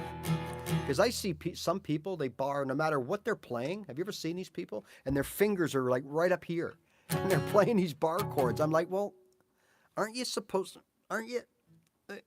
I guess what they're doing is they're playing their B, but they're also fretting or muting the E. That's why it's way sticking up like that. Maybe they just got big long ass fingers. I don't know, whatever the reason is. Okay, so let's look at that B chord. Fret the B, bar the rest, take your A shape. In my case, it's 2 fingers. Again, you could be 1 finger, okay? Mine's 2, and there's the B. All right, so if we do what we did with the A and just take the bar off, what do we got? Well, we got a B. Okay, play with 1 finger. So for those of you that play a 1-finger A, right, just move it up 2. There's your B. No more bar chord. Forget it. See you later. It's a B triad. Yeah, it's got a name, B, probably Jeff would know, B slash something. It doesn't matter. Anything after the slash, at our level, play a B, right? If it's an E slash, add this or sus that or dim this or dim that, just play an E, okay? Until you get to that point where you do understand it and you can change your fingering accordingly, because that's all it is. Those slash chords, they call them, 9 times out of 10, it's just a repositioning of a finger or taking 1 finger off or adding a finger onto a note. That's all it is. So don't get all bent out of shape. Play the note before the slash. So in this case, we got our B. So if I just play this, or I could play that, whichever finger, when you get real good, like, I don't know, like, I can move. It's nice to be able to do it with 2 fingers, meaning either or, and be able to fret those 2 strings. It just gives you more flexibility as a guitar player moving forward, right? Okay, so in this case, we're just trying to play a B. Now, I don't know about you, but the songs I learn, they're not usually in the key of B. I don't know why. It just works out that way. And there's very rarely a B in the chords I play. Now, there's a B minor in a lot of chords I play, but there's not a B for some reason, right? So a lot of times I will do this if it's just like there's one song, for example. I play when I gig here and there, I play a song called Bad Bad Leroy Brown. And I play it this way. I don't want to play it too much. I don't want it to trip a copyright here. But on the south side of Chicago is the baddest part of town. Now, in the tab of the song, if you look it up, you're probably going to find it's a B7 chord, okay? That goes there. Something like this. You better just beware. What I do is I just slide my A up here and play the B here. So it'll sound like this.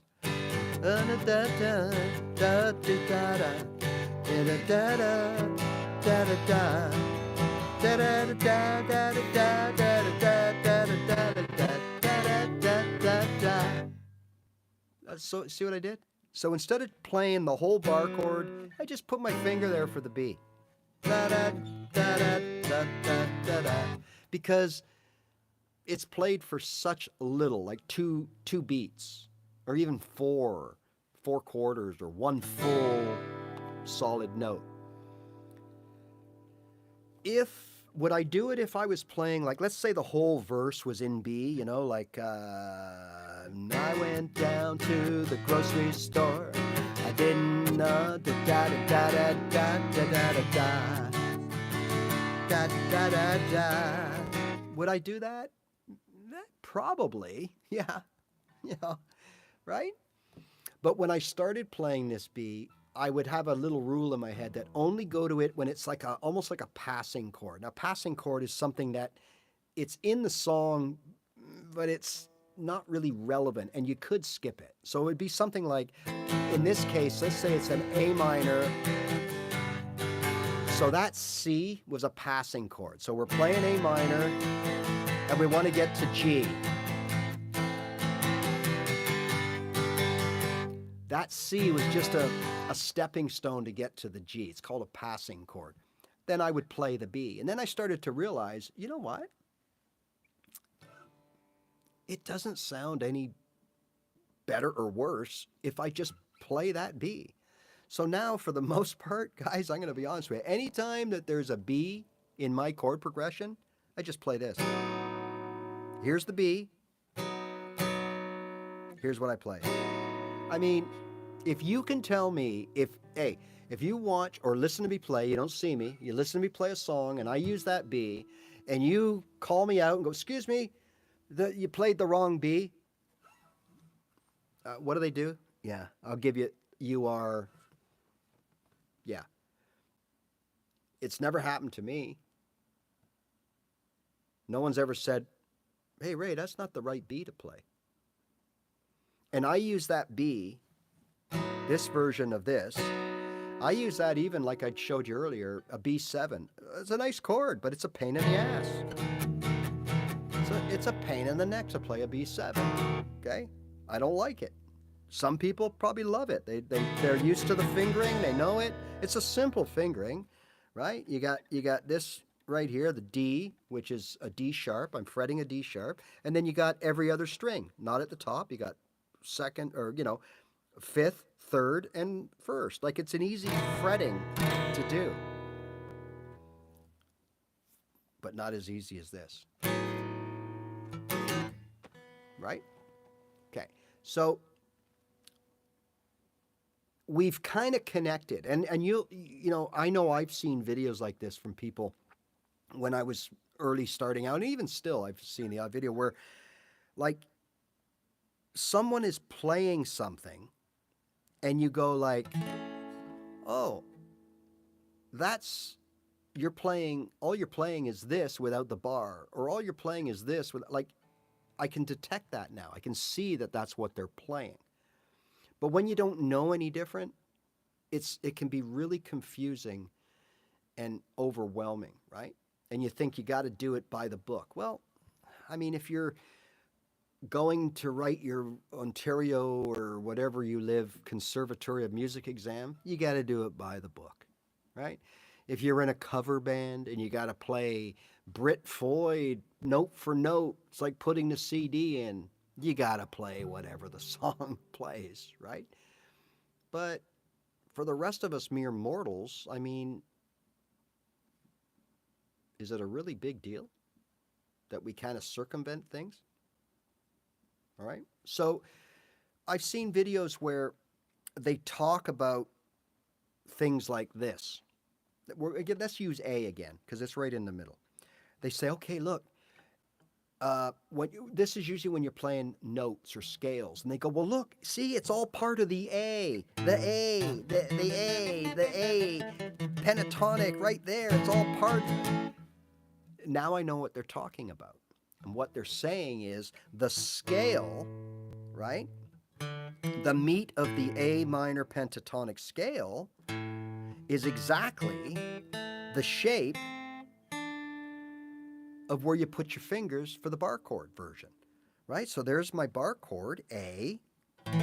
Let's look how many notes are in this from the pentatonic. Well, first of all, every note down here. If I was barring it right and got them all to ring out, which is very hard to do, believe it or not, for me anyways. So there's all the notes from that fret of the A minor pentatonic. And then when we look over here, we got this note, and of course we've already covered that. So this is the only one that's out of whack, is this note right here. Doesn't really belong in the minor pentatonic, right? And of course we're missing our C on both ends. But the gist of it is that all the notes, so you could play an A bar chord and just peel off into the scale.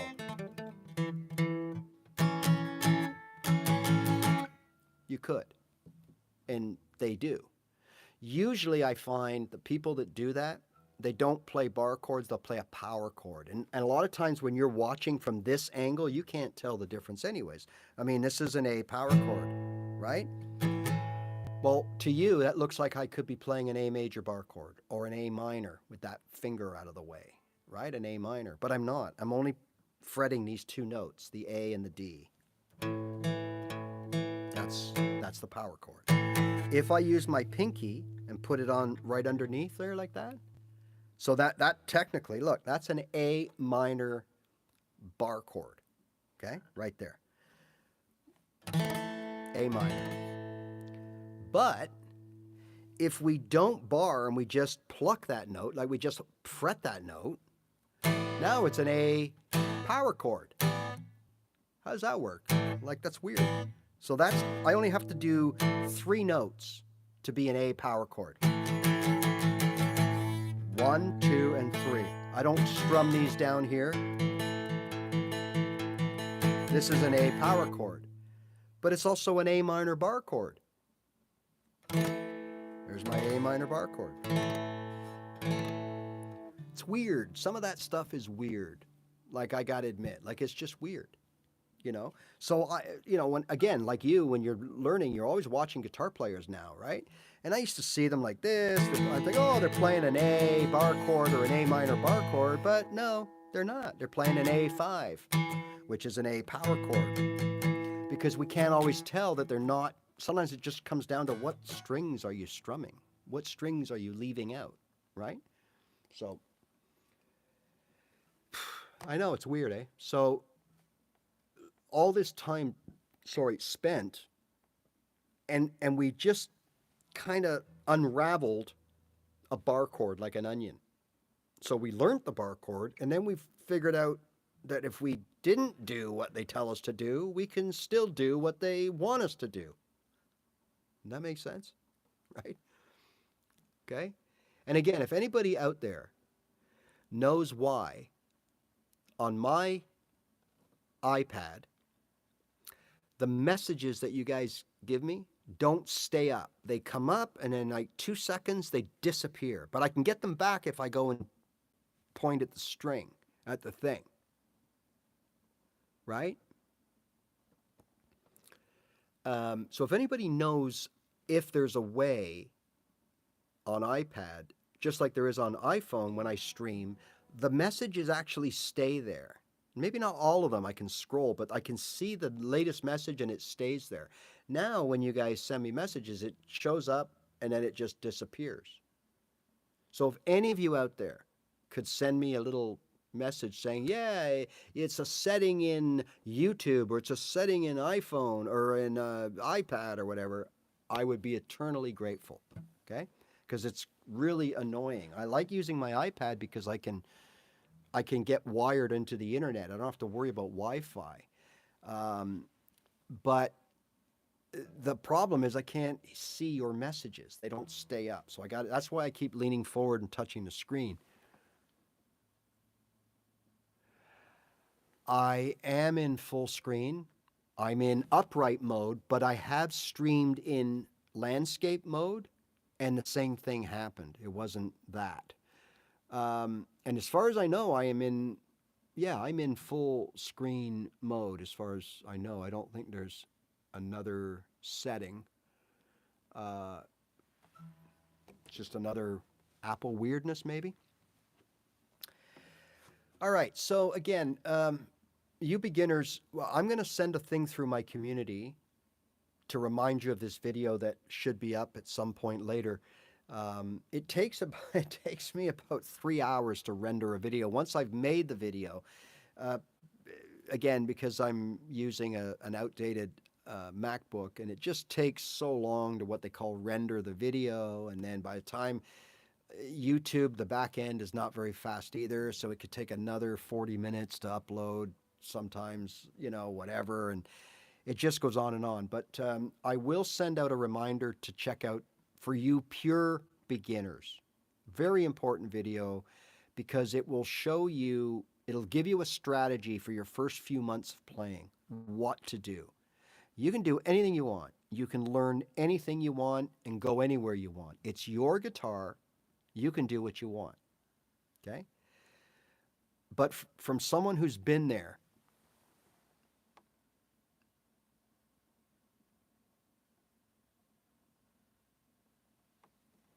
I'll check that message you just sent me.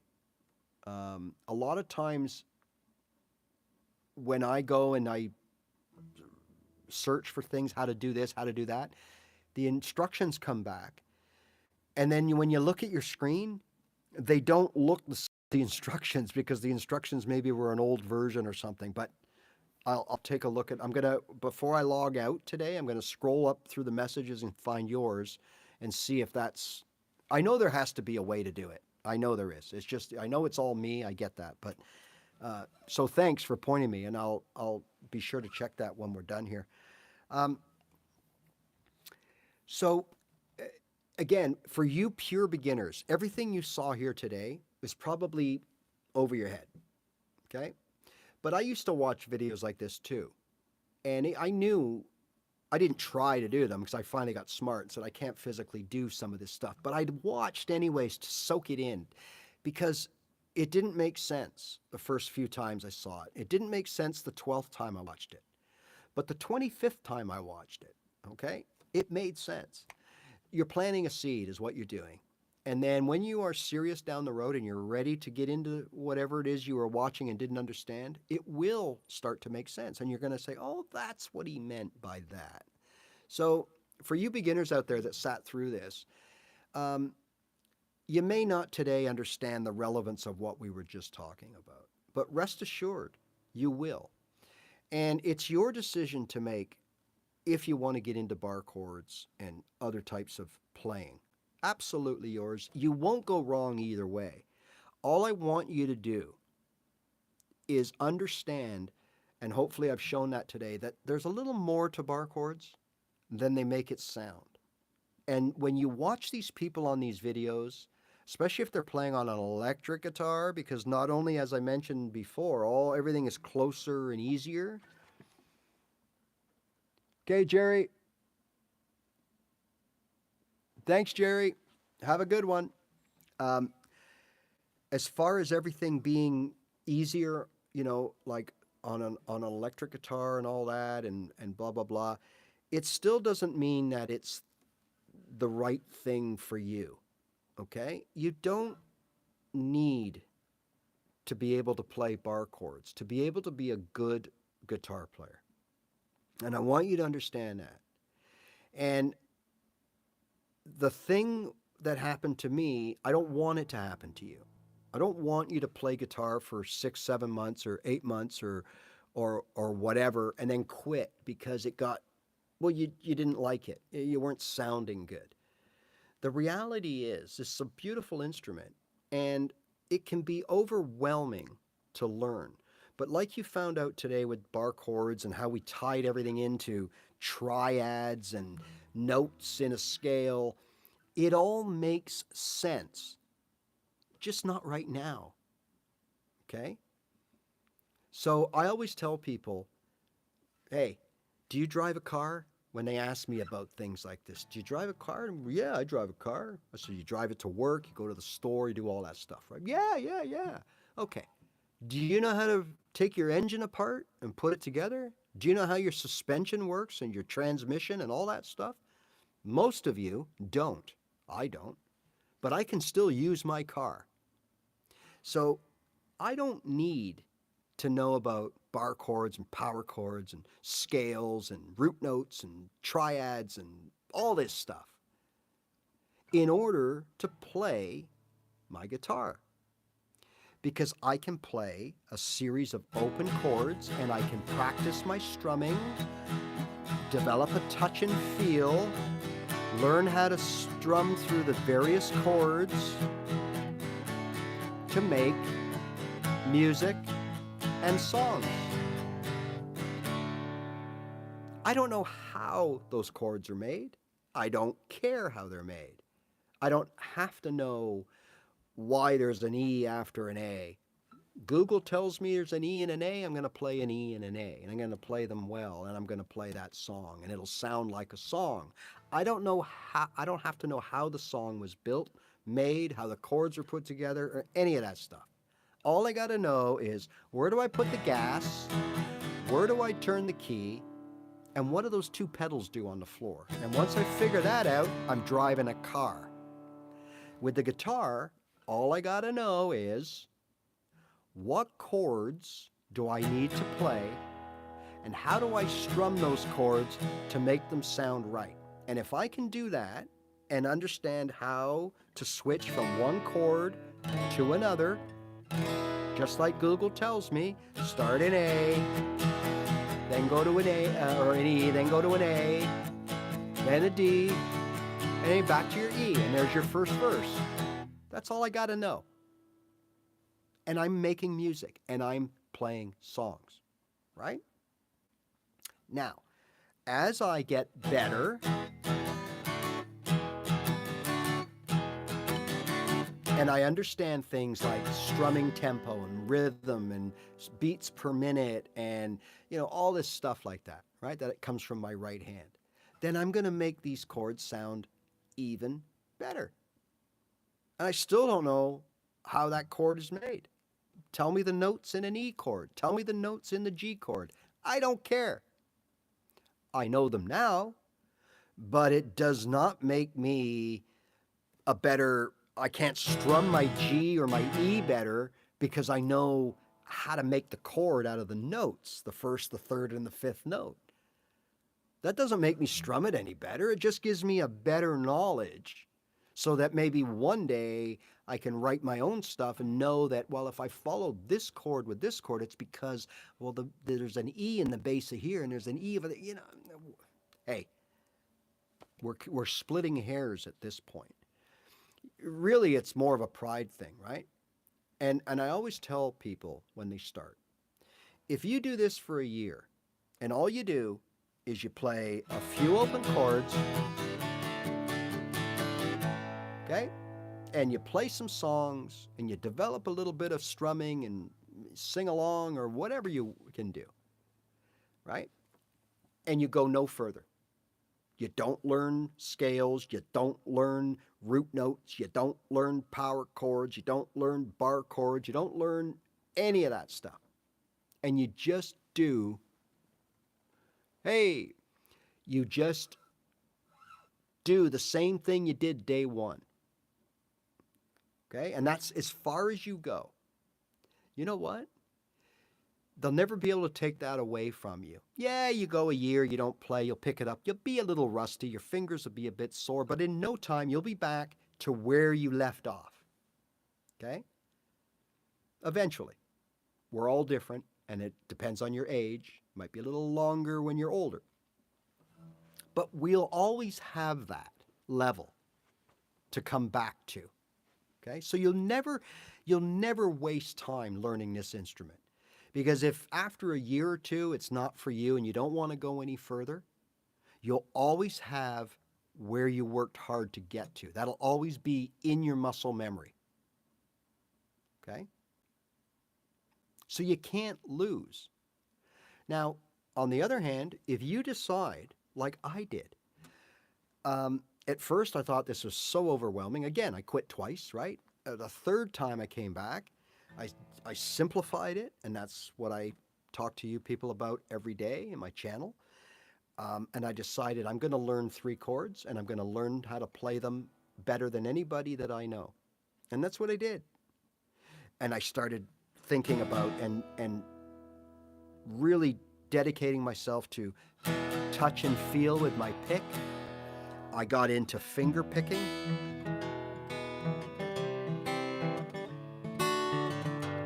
Which we'll talk about next week.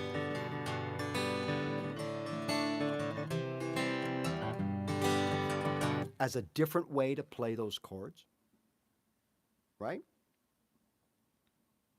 And I wanted to continue on. I wanted to know at some point why a C is a C. I wanted to know what my root notes were. I wanted to know what to do off my root notes and what was possible. But you don't have to. I wanted to. Some of you will want to. And let me tell you, once you have your guitar foundation that you built up in that year that you played, or the 2 years that you played, or whatever, and you have that, once you have that, the rest is like this. Because there's no more of this anymore. You're not doing this anymore. Okay, what's this? E, all right. E. What's this now? A, oh, gotta get, I can't get that. Okay, there's no more of that. Those days are over. It's because you've built a guitar foundation, you've built confidence, you've built touch and feel. So now when you decide, okay, I'm going to learn how to play a triad. Oh, okay, well, what's a triad? Well, if we do this and if we put our fingers like this, right? This is a B triad, okay.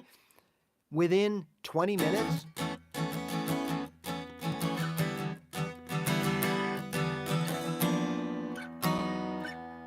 you're playing, right? It's all about the practice. It's all about, you call it what you want. I end all my videos with, just play your guitar. In other words, just pick it up and play. If you have a dedicated practice routine, fantastic. If you don't, not as fantastic, but still good. If you just pick up your guitar because you only have 10 minutes that day and you're watching your favorite team on the TV and you just sit there and go like this.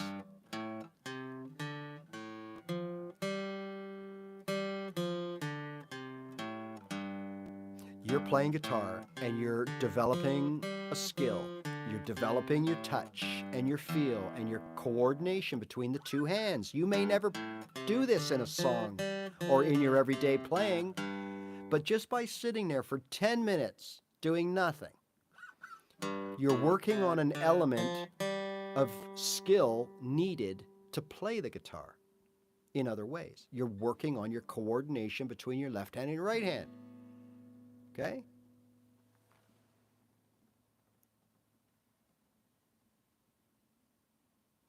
Thank you. Thank you so much. And I think Thursday, what are we going to look at Thursday? I think are we getting into a bit of triads? I can't remember. I'll have to go back and check. I think I might have promised you guys something, that we would look at something. But yeah, Thursday's a little more advanced. So for people on Thursdays, I assume you're already doing this, right? I assume that you're already a good chord player. You're playing songs, you know at least 3 chords in a key, and you can, and you're kind of figuring things out. And so for you guys, the next level is things like riffs and licks and lead guitar and looking at things differently, right? It could be power chords or it could be something else. To remember, it's just another club in your bag. So again, I can't say this enough. You don't need all this stuff. You only need to know how to play your open chords, okay? Your majors and your minors. That'll get you so far up the river, you won't have to worry about it.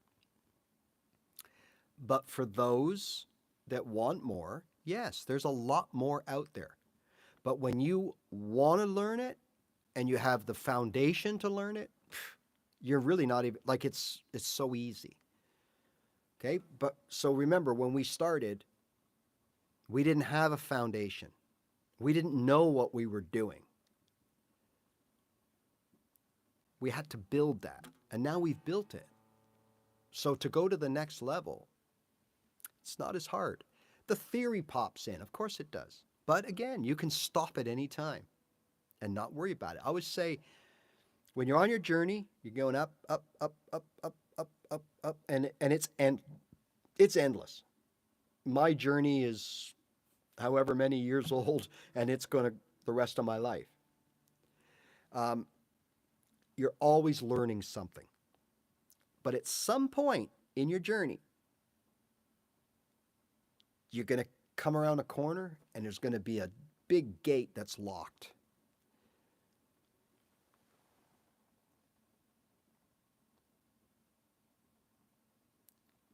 Legato. What do you mean, like legato?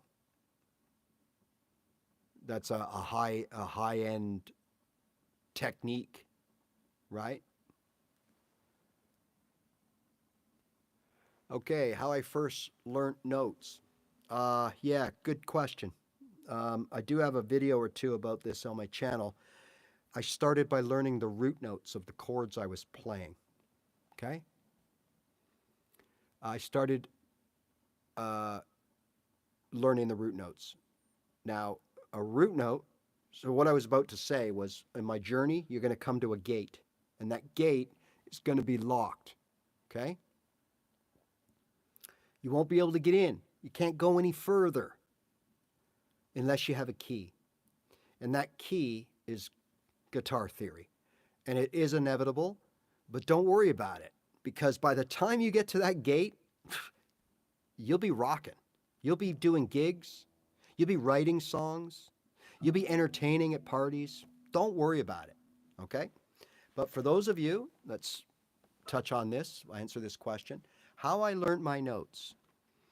Right now, I'd say I have very good command of my fretboard. I know where my notes are. Now, that doesn't mean that I can blindly go, put my finger on an F sharp. See, I was close. I was one out.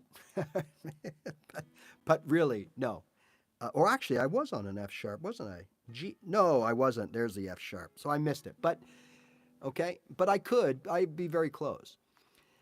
But what I mean is I know my fretboard. Now, when I say I know my fretboard, I don't mean flip it over, get, with a piece of paper with the strings on it and all the notes, and I can sit there and fill them all out. I get 100% on that. And I don't mean those guitar app things where it says, oh, find all the F sharps on the fretboard. And you sit there and you look at it and you go, okay, F sharp, F sharp, F sharp, and you go all the way down. I mean, those are okay. But the reality is, when the lights are on and people are watching you, I look down and I see nothing. Because first of all, I learned it this way, looking at the strings this way.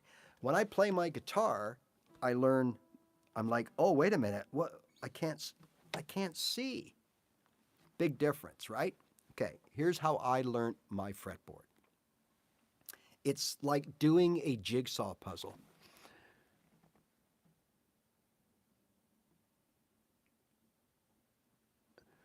Well, that's not something, that technique is not something really for beginners, right?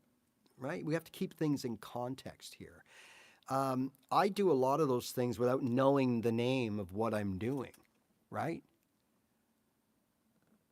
and these are things that when you get to a level and you want to master what you've already done pretty well, those are techniques, and it's going to fit into how I'm answering this question.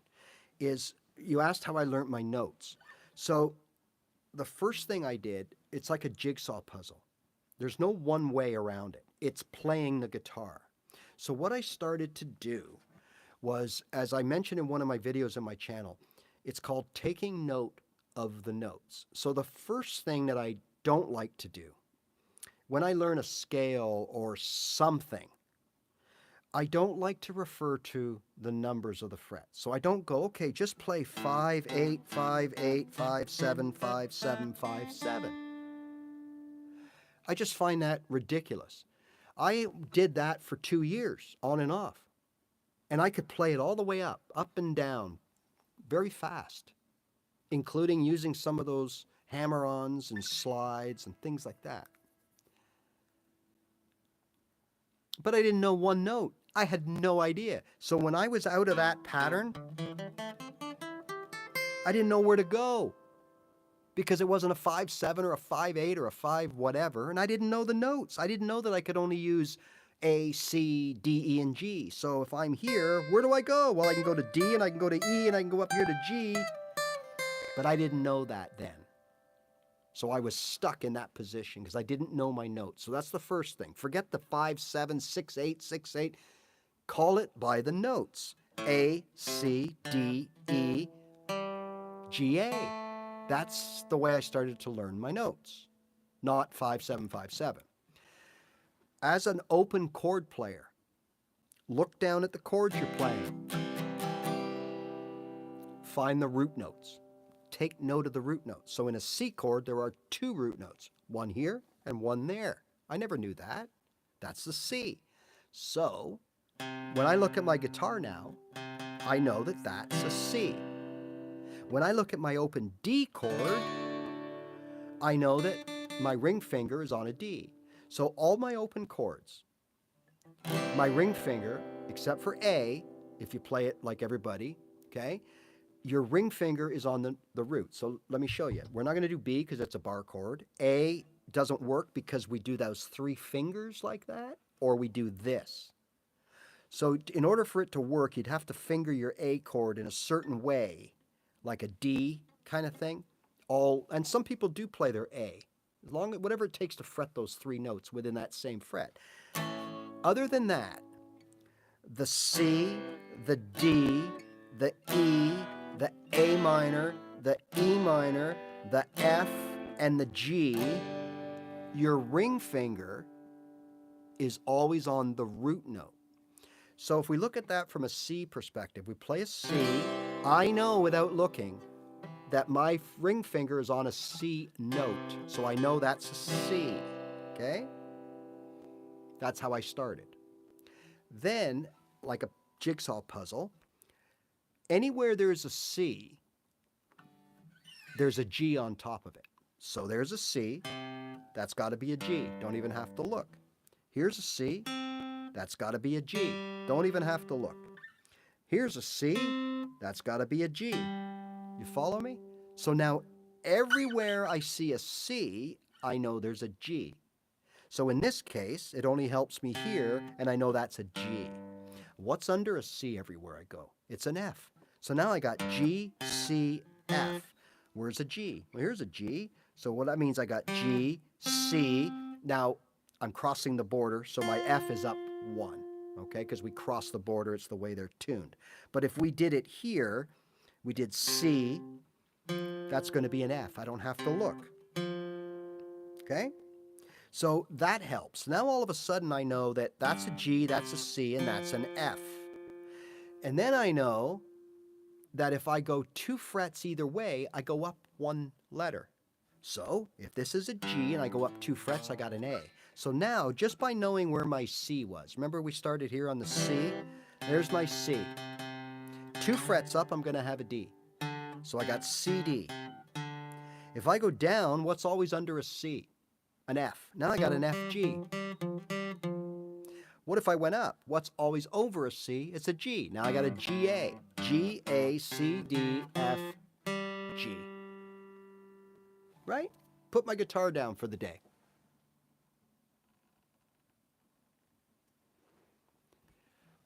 I put my guitar down for the day. Right? Okay. I pick it up tomorrow. Mind is blank. What should I now know? Well, I should know that that's a G, that's a C, that's an F.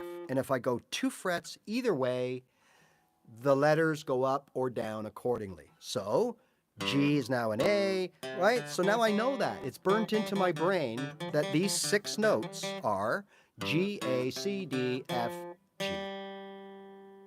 Okay? I also know that the octave of the notes, 2 frets over and 2 frets down. So, what note is that? This would be a D sharp or an E flat. An obscure note. Most of us would ever use that note at our level. So there's an E flat. How do I find another E flat from here? I go up 2 frets and down 2 strings. So without looking, there's my E flat. Go up 2 frets and down 2 strings, and my ring finger is on an E flat. So now I put my guitar down and I come back for day 3, okay? And I know that I know these notes.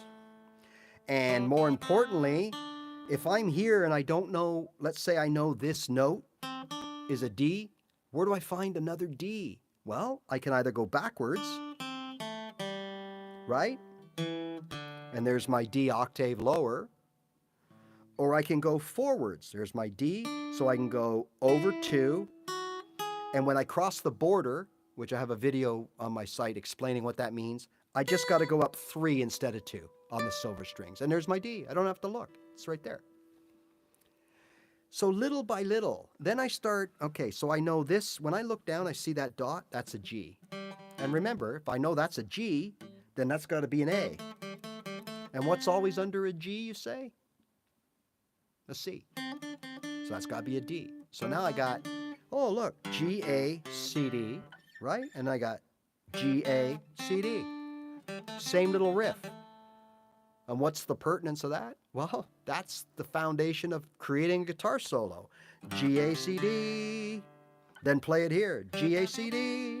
Right? And maybe play it here. G, A, C, D.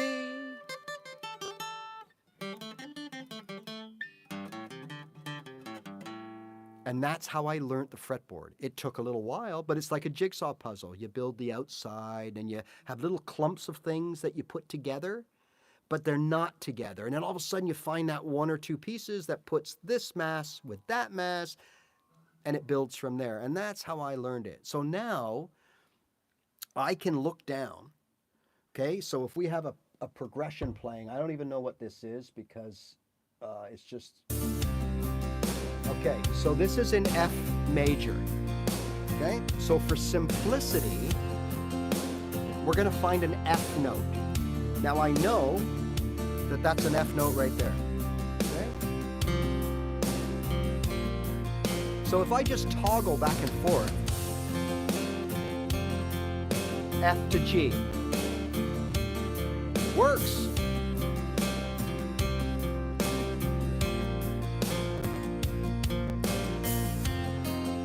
The other F.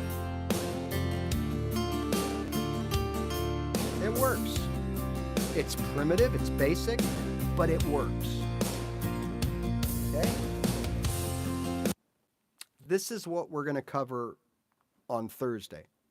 And this is the kind of stuff we do on Thursdays. But in the meantime, I hope that, I know it was a long-winded demonstration to answer your question, but that's all I did was day after day, start putting some brain power to what the notes are. And then you realize there's a pattern and they repeat over and over. So again, if my G, A, C, D is here in that little 4-note box, then I can go to any G anywhere. Let's take a G here, right? There's the same 4 notes. just sound obviously octaves higher. So now I can go.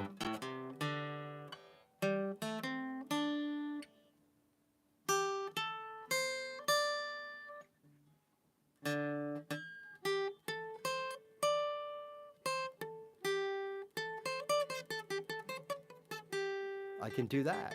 It's the same lick as doing this or this, right? And you got a GA here. Like, that's how I put it all together, to the point where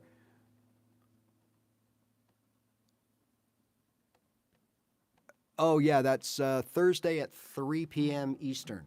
Okay, 3 p.m. Eastern. And little by little, you just learn. But the big thing to remember is everything repeats itself. And once you understand that little border crossing, so let's say we didn't have the silver strings here, then it's simple. Like for a bass guitar, which is just these 4 strings, but in way octaves way lower, everything is symmetrical. 2 over, 2 down, there's your octave. 2 over, 2 down, there's your octave. 2 over, right? But because, again, it's the way the guitar is tuned, right?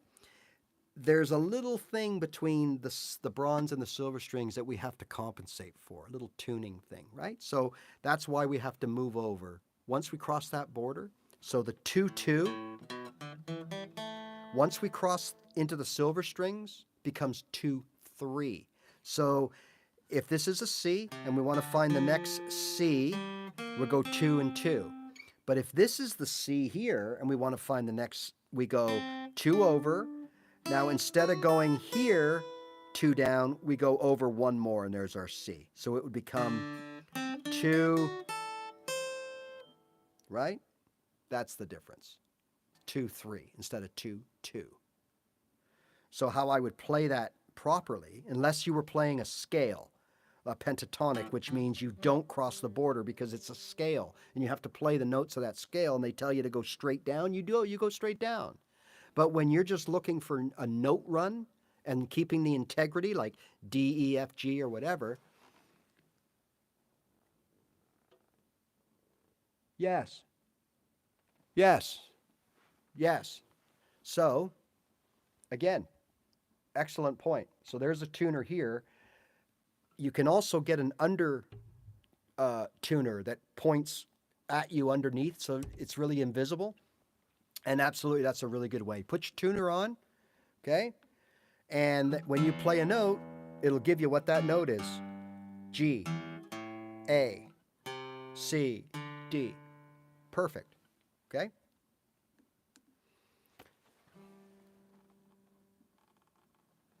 Absolutely. It's a great way of doing it.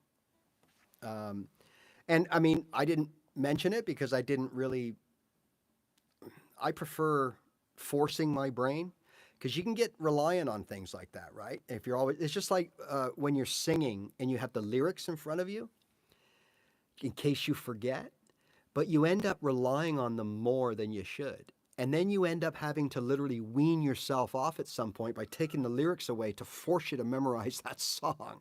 So that's it. But that's a great way, absolutely a great way. And you're going to find that if you do that, I think you'll find you won't need to do it for long. Once you start putting the pieces together. So when I first started out, I only knew the notes here. And then I knew, as I mentioned, a few here, G, A, C, D, and where they were, right? And then I learned where the G, A, C, D was here. And then slowly but surely, you fill in the cracks. And I mean, I even now find myself, you get lost, or maybe I've had a gummy or two, and you get lost in where you're at. Okay, I've often thought, like, I'm lost. Oh my God, what's this note? And it's okay because I know that's a G, so that's got to be an F. Oh, it's an F. But it took me a split second instead of it being instinctive, right? So that still happens. That's always going to happen, in my opinion, right? I mean, unless we're living on this thing, let's face it, like, we're not touring professionals, right? We're just hobbyists and amateurs, and we're not always going to do this every day.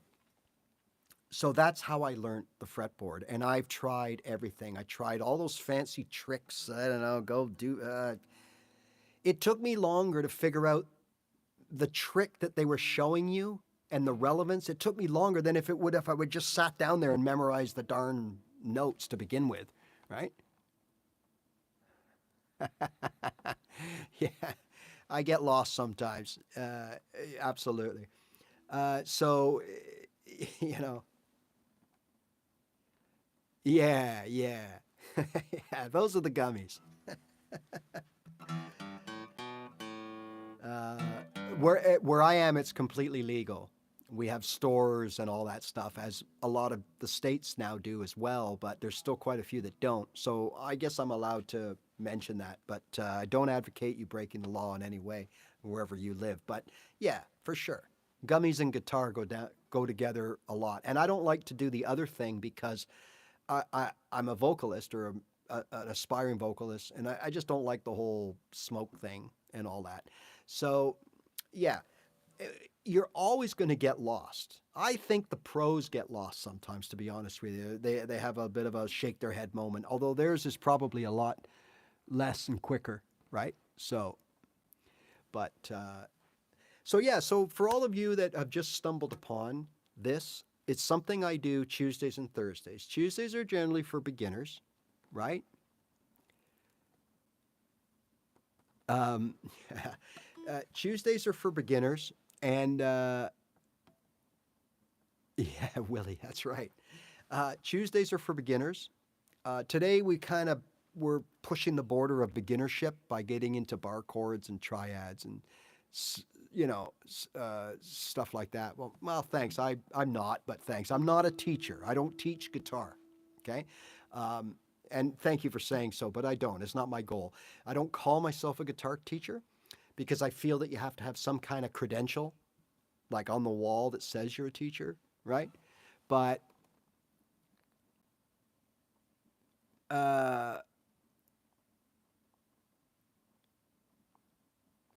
right, so um, you know, but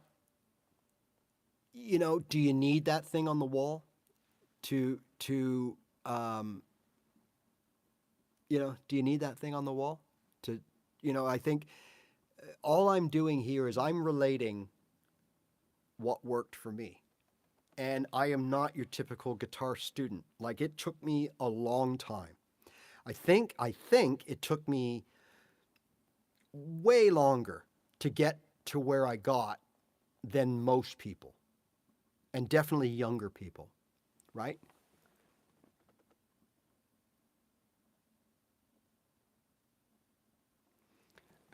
Thanks. But oh yeah, yeah, I got that a while back. That Woodstock poster.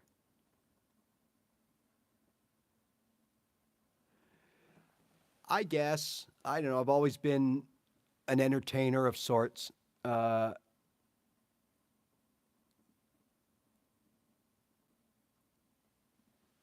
yeah, the tuner for sure. It's a great little tip.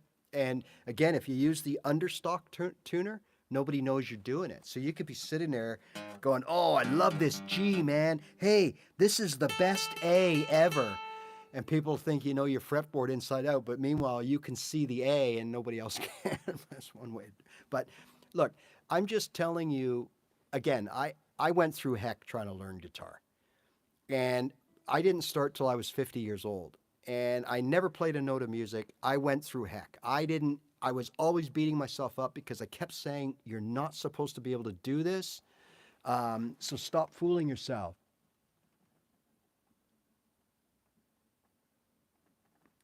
Oh, hi, Pat. Yeah, I remember you. You sent me a video, bud. I hope everything is going good. Um, I hope everything is progressing for you. Yeah, I remember you absolutely. So I hope things are progressing nicely on your end.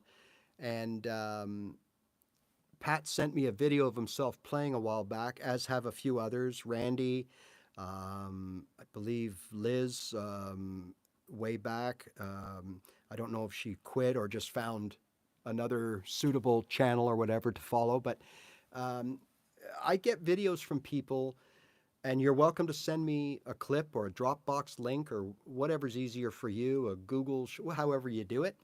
Uh, and look, I'm not going to sit there and critique you and pull apart. In fact, it's usually the opposite. I find most of you people, like me, I was better than I thought I was. You're better than you think you are. Because when you see yourself all the time, you don't notice it. And like, think about when you lose weight, right? Um, let let's say you've lost weight or gained weight. Well, you don't really notice it sometimes because you see yourself every day. Then you don't, you run into someone who hasn't seen you for a month. They go, "Hey, you've lost some weight or you've gained weight." It's the same with the guitar. When you see or hear yourself every day playing, and then someone else sees or hears you, and they go, "Hey, man, you're getting pretty good. Like, hey, that sounded good." That's your guide, right? That's like, oh, I guess I am. And for me, I had it in my head that I was never going to be able to do this. So when I started this little channel, it really was by accident. I posted a couple of videos on TikTok, and it was just really more of a joke. And I believe I'd had a gummy or two. And I posted something about the 12 bar blues. Okay. And I explained what it was. And it just, all of a sudden, I got all these people.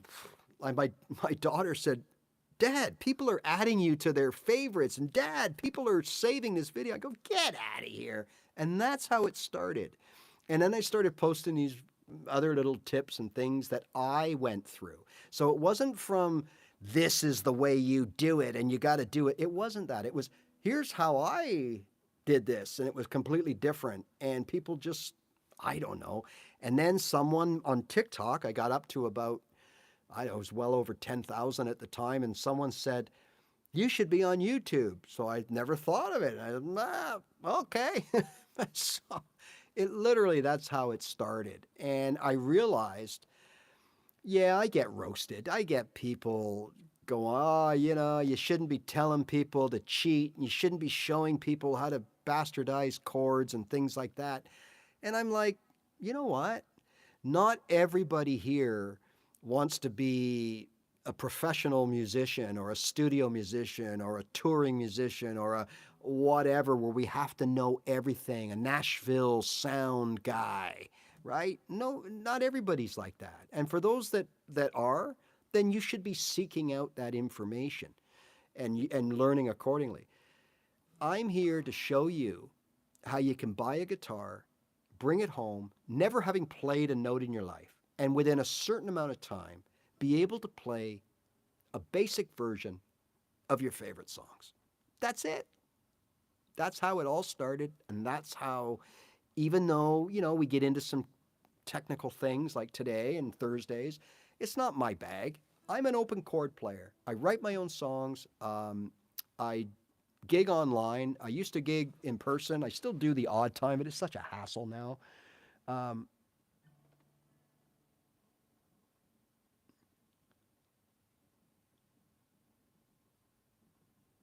well, Pat, one of the things, remember, like you guys, one of the things that I did when I started to learn was I went to YouTube and I found a couple of things there. There were some good people, but nobody, and I mean all those big names that we hear every day, nobody really was the person that I was like, "Oh, it's my teddy bear. I understand everything you say."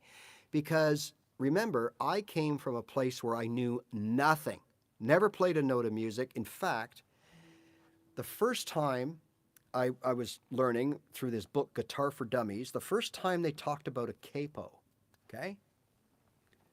Right? So I thought, okay, what's that? So they explained what it is, and they said, put it on 4. And I went like this, and I put it on 4. For more than a split second, I was thinking, oh, okay, now I got to play like this. I got to play behind the capo. And I didn't know what that was for. That's how naive I was about this. I didn't know that, oh, I got to play in front of the capo. And that's a true story. And I don't mind admitting it, okay? But one of the things, Pat and others, I found that nobody talked to me like I was an idiot, which I wanted. I wanted someone to say, okay, never mind, find the root. Well, what's a root? If I don't know what a root is, how am I going to find it? And that's what I found. That's just one example, but it's, you know, like they talk about things assuming that I already know kind of thing. And I needed more than that. I needed to go right down to the dummy level. And I couldn't really find that. I'm sure they're out there, but at that time, I didn't find anybody that was talking to me like I was a complete idiot that knew nothing. The second problem I found with these things is it seemed to me that the people, for the most part, were really more intent on showing me or us how great they are. Okay? So, you know, when I was starting to piece together theory, like how things work, and it was very, very sketchy. Like I just didn't understand what bar chords and the triads. I had no idea about that, or scales. But I was trying.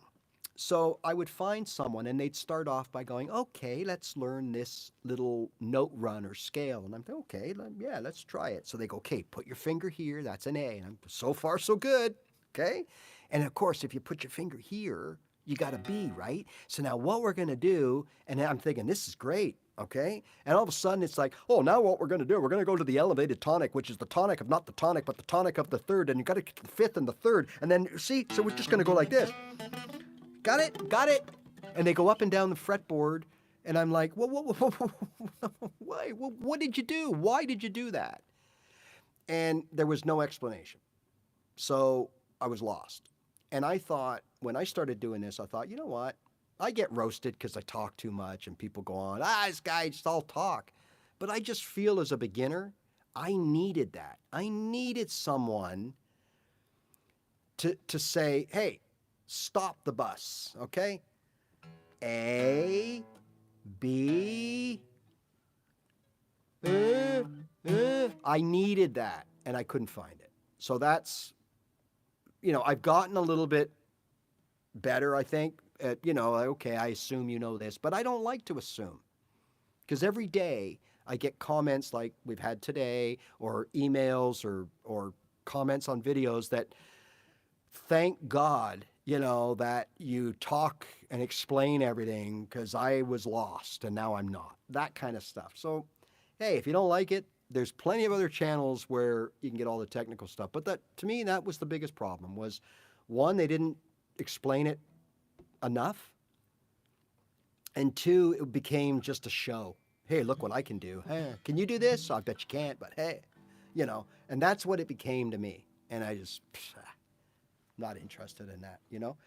So I try to get a good blend. And that's why this year I've split things up between beginners and intermediates or whatever, because then on Thursdays, I don't go into as much explanatory detail kind of thing. Like I show you and we talk about things, but it's not as like it would be today, where we really break things down and really dummy things down, right? I'm just going to check.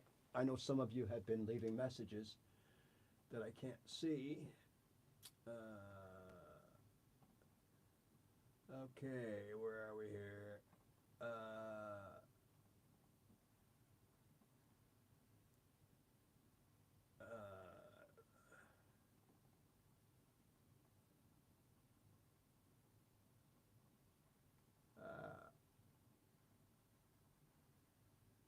Probably, yes, you are right.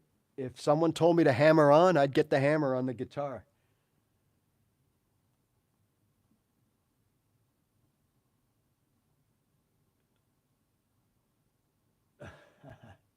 I never had a music teacher.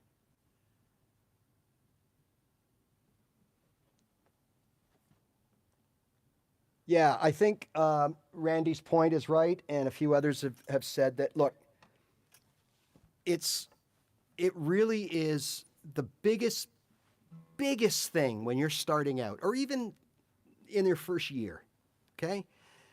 The biggest thing for me is here's what you should do, but more importantly, not how you should do it, because that is open. You can do it your way as long as, if you can hit a golf ball standing on your head and hit it straight down the fairway, go for it. Who am I to tell you that you're doing it wrong if you're doing it better than me, right? So I don't believe in that there's a thing you got to do, but there's many ways to get there. That's for the first thing. The second thing is, it's so much, for me, it was so much more important. I didn't have anyone to tell me what not to learn. So think about this. I want to learn guitar. I don't know what I'm doing. I go to YouTube, and the first thing I see is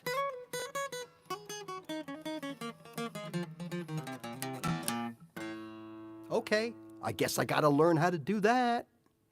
The second thing I learn or I see is, guess I got to play bar chords, right?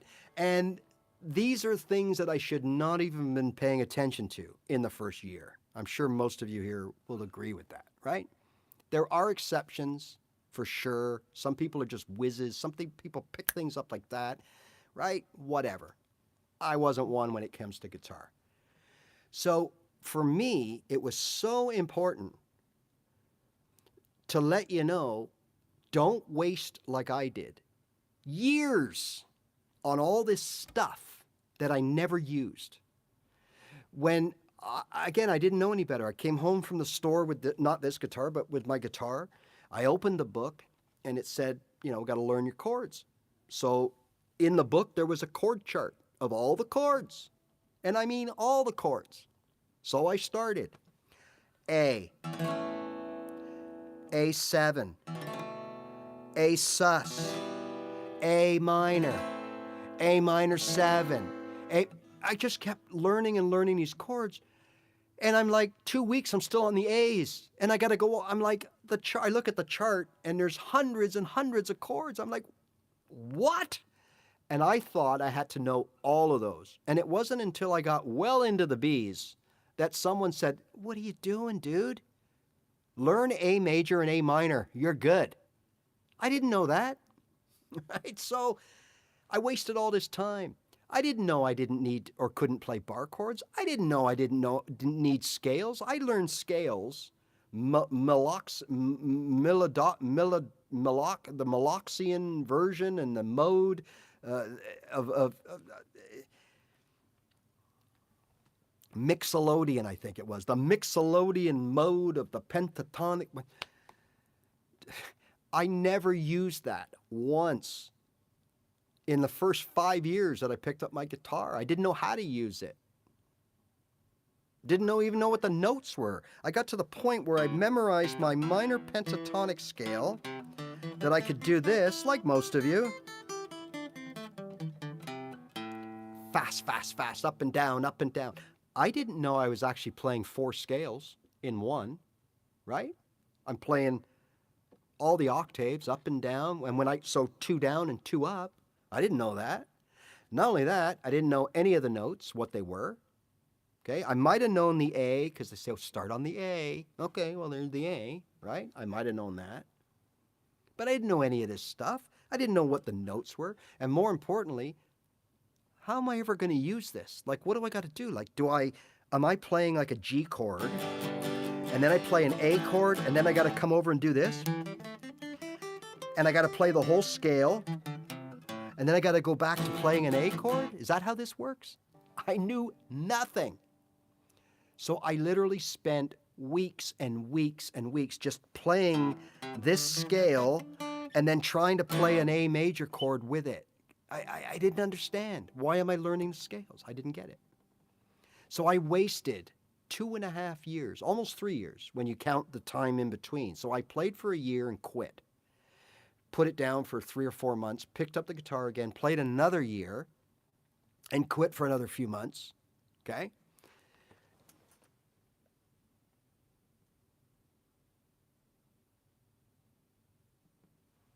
Oh, what was that? Because that was a song I learned.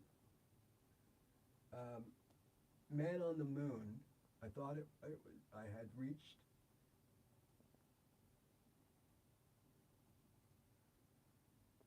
Oh, yeah, exactly. See, right? So, was it Mott the Hoople and the Game of Life? Yeah, yeah, yeah, yeah. Right, that's a nice song. I actually tackled that as a beginner too, but I did it in the open chord version. But you see, there's so many things like that that if someone had a sat me down from day one, and I think about this all the time, if someone on day one was there with me when I got my guitar, maybe a week or two of fumbling around on my own, and then someone said, "Hey, Ray, look, what do you want to do with this?" Well, I want to play my favorite songs that I grew up with as a kid. I just want to go to a party and sit around and play some songs. That's it. Okay, here's what you need to do. Learn this chord, and this chord. Call me in 3 weeks and maybe you'll be ready for 2 or 3 more chords. But for now, play those 3 chords and make sure you get them playing well. And if I had taken that advice or done that or had someone to tell me that, then in those 2.5 years that I spent learning ridiculous stuff that I had no business learning as a beginner, if I had taken that time and put that into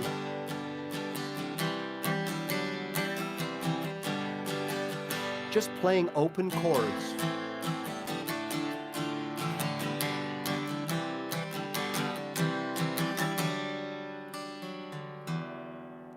man, how good I would be today.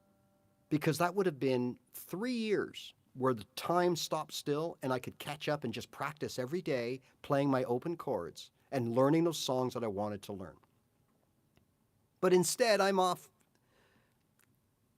writing a symphony or playing a symphony, and it just did not work for me. And then the third time, I was so fed up, and I said, okay, that's it. And I didn't watch YouTube. I didn't do anything. I just sat down and I said, what do I know? Well, I knew 4 chords. I knew an E, a G, C, and a D. Well, I didn't even really know my D that well, but you get the idea. And I sat there and I realized, I saw an article one day, I was reading something and it said 50-something% of all songs written are in the key of C. So that's interesting, right? So if that's the case, that means the other roundabout 50% are set aside for all the other keys combined. Well, wouldn't I be a damn fool if I didn't learn the key of C? And that's the first time I heard the word key and what it meant. And then I learned from reading this article that songs are written, songwriters prefer the key of C because there's no sharps and flats. Didn't know what that meant at the time, why the relevance is. And blah, blah, blah. And I thought, well, that's funny. Well, let me Google the chords of C. Well, C, D minor, E minor, F, G, and A minor. Well, I knew some of them. Okay. Key of C, it shall be. And I started just learning those chords. I started out with C. I had G in there, and I didn't have the F yet, but I had D. So while I thought I was playing in the key of C, I wasn't, because I didn't understand the whole numbering thing and that you can't have a D, it has to be a D minor, because in the key of C, the D is second, and that would make it a minor chord, blah, blah, blah, blah, blah, blah. I'm sure you know that. Okay, so I started playing, thinking I was in C, these 3 chords. Now, I was playing my G like that too. And I just did this every day, every day, every day, every day. I drove myself, I drove everybody nuts every day. But then all of a sudden it just started to flow. And I started to get musical. And next thing you know, I think it was Brown Eyed Girl. I don't know, I can't remember. Whatever, however that song goes. And then it was ba-da-dum-ba-bum-ba, ba-da-da-da-da. Something like that. And I thought, oh my God, I just played something. Like, I'm starting to sound right. And I just kept going and going with those 3 chords, right? And then one day, someone kind of pointed me in this direction, but one day, she got a smile that it seems to me he reminds me of childhood memory, right? I'm like, holy jumping, I just played Guns N' Roses, what? Yeah, and then it just, a light went on, and I started to, hey, okay, I'm kind of getting this now, like why, you know? Yeah, that's a great feeling. It's a great feeling. That comment, great feeling. Like I can remember a few moments in my playing when I did something. The other moment was when I noodled around a D. Yeah, when I remember being at a friend's house and I was just playing around with the D, and I was learning what I guess is called arpeggiating, where I was just playing the notes of a chord, and all of a sudden I did something, and it was like, oh my God, that sounded like, and I'll never forget that feeling. It was like amazing. And the rest, you just keep going. But look, you're entitled to learn any way you want. Everybody's different, and that's what you got to understand, and that's what I understand. So I'm very careful to always say, I get people, I had a guy today in one of the comments roasting me about something, and I just said, hey, look, buddy, okay? This channel is not, I'm not grooming you to be a professional musician. This channel is for people that just want to play their guitar for enjoyment. And my goal is to show you that there are ways to do it quick and fairly effective if you put the time in. It's not to, teach you how to be a session musician or teach you how to, no. And I had to literally put him in his place and say, or her, or whoever it was, and say, like, look, you're misunderstanding this, bud. I get this all the time. I once posted about that B, not playing the B bar chord, just playing this to get around it as a cheater B, because it's a lot easier to play when we play our open chords everywhere here. Why wouldn't we just play our B like this? Okay. Oh, you're a clown. You're inspiring people to cheat and to take bad habits. And once you learn bad habits, you'll never get out of them. And you know what? I now know that a lot of that is just BS, because I developed bad habits when I started. I never used my pinky. So when I played I know guys like Randy know this about me, but when I played and learned my pentatonic the first time, okay, in that era where I didn't know what I was doing, I couldn't reach properly to get the pinky to C. And when I did, it was weak and it hurt, and I missed it more often and it sounded like that, right? So I stopped using it. I just used my ring finger. So I just toggle over and got my ring finger involved. So I went like this up the scale.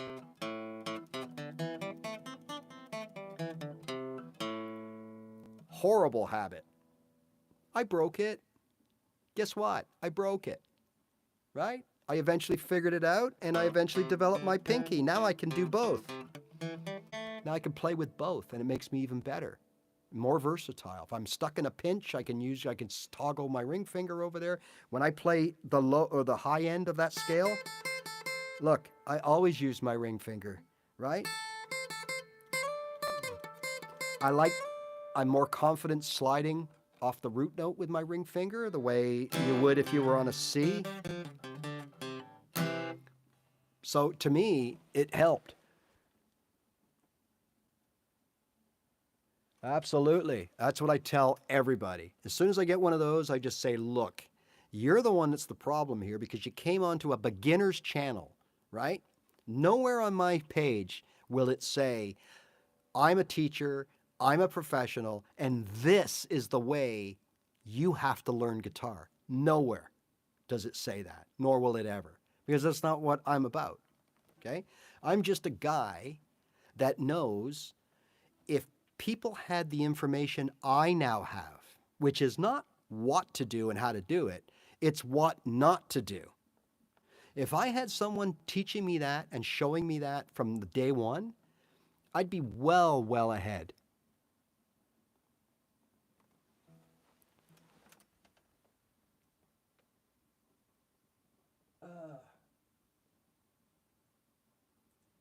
Well, I am, but I also show things that I don't think you're supposed to show new guitar players. Like, for example, that whole fingering thing. Like, you're supposed to, from day one, have, you know, that exercise where you put all your fingers in each fret and then you go down? I think it might be called the spider. I still can't really do it.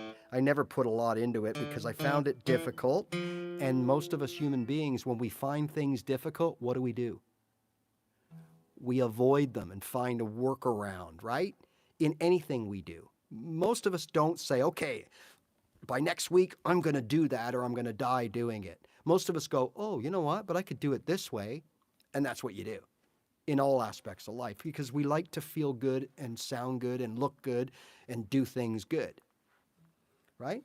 So there's a lot of things, you know. I've gotten better now, of course, more experience, um, you know, and so yeah. But when I started out, I was all about, hey, don't do it this way, do it the cheater way, and I was all over that, you know. But you know, uh, and then I get people, oh well, like you don't even play guitar, dude. Have you ever played? Do you play or do you gig? Go, buddy. I've been gigging for years. Like everybody, the whole thing came crashing down around COVID. Okay, so at the point of COVID, I had a regular, what they call a residency at a fancy hotel here in town.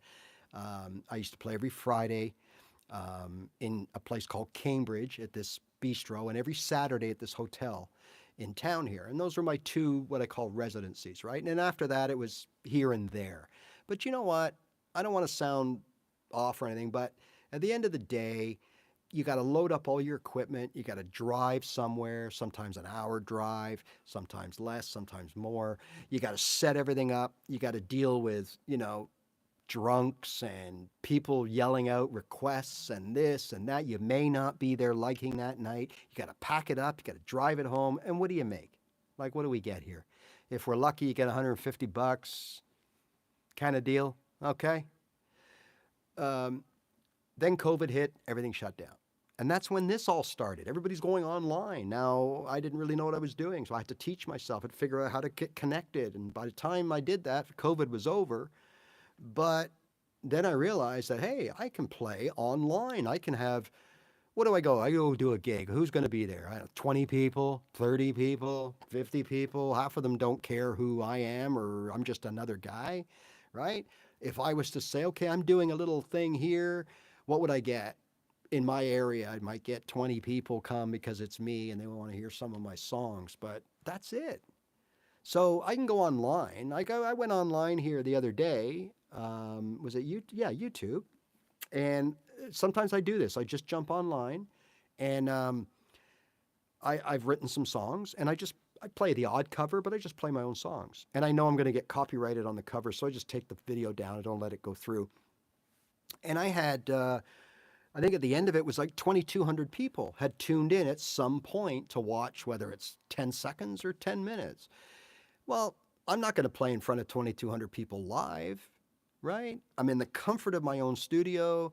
I don't have to drive anywhere, right? And now if I can only figure out a way to make $1 or two doing it, it'd be great. But you see my point? So if anybody, and I tell people, if you want to see me gig, okay, you can subscribe to my channel and you will get notified when I go live. And other than the Tuesday and Thursdays, I do jump on other days. And usually it's just to practice. I show you how I practice. So I just turn the camera on. I don't talk.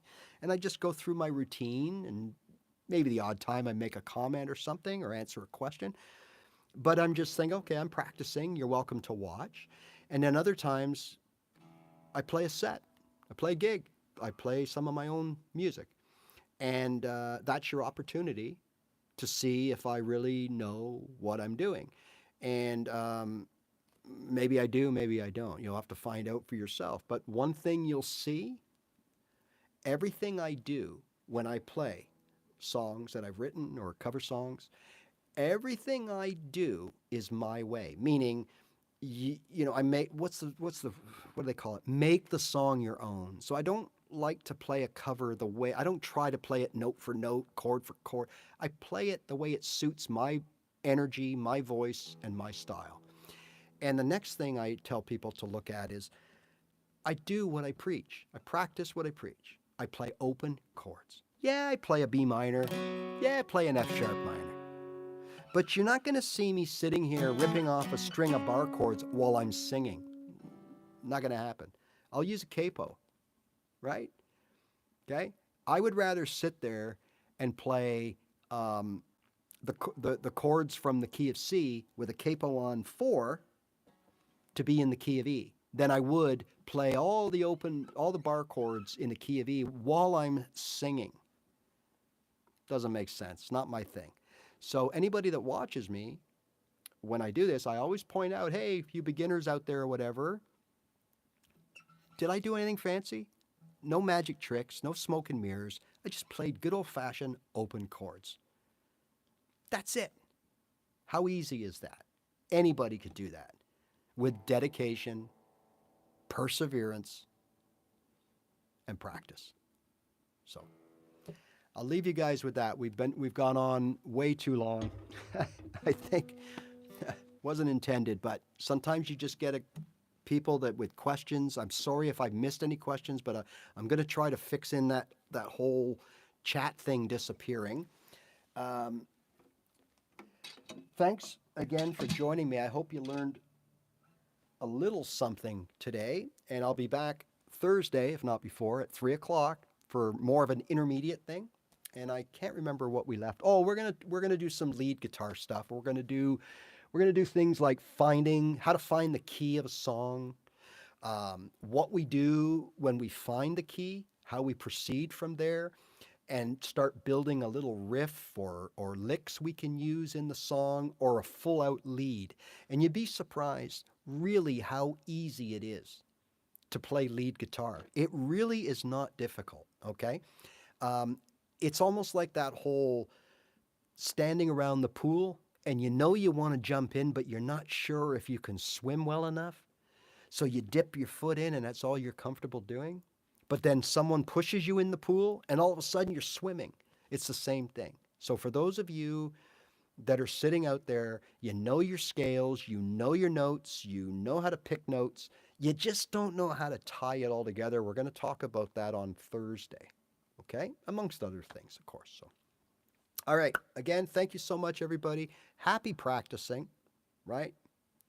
Learn your favorite songs. That's what it's all about. I welcome any comments, suggestions, anything you got, throw it my way. All right?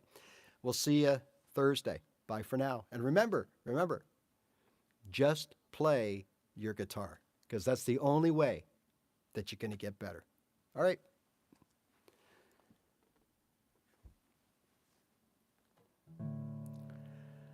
All right.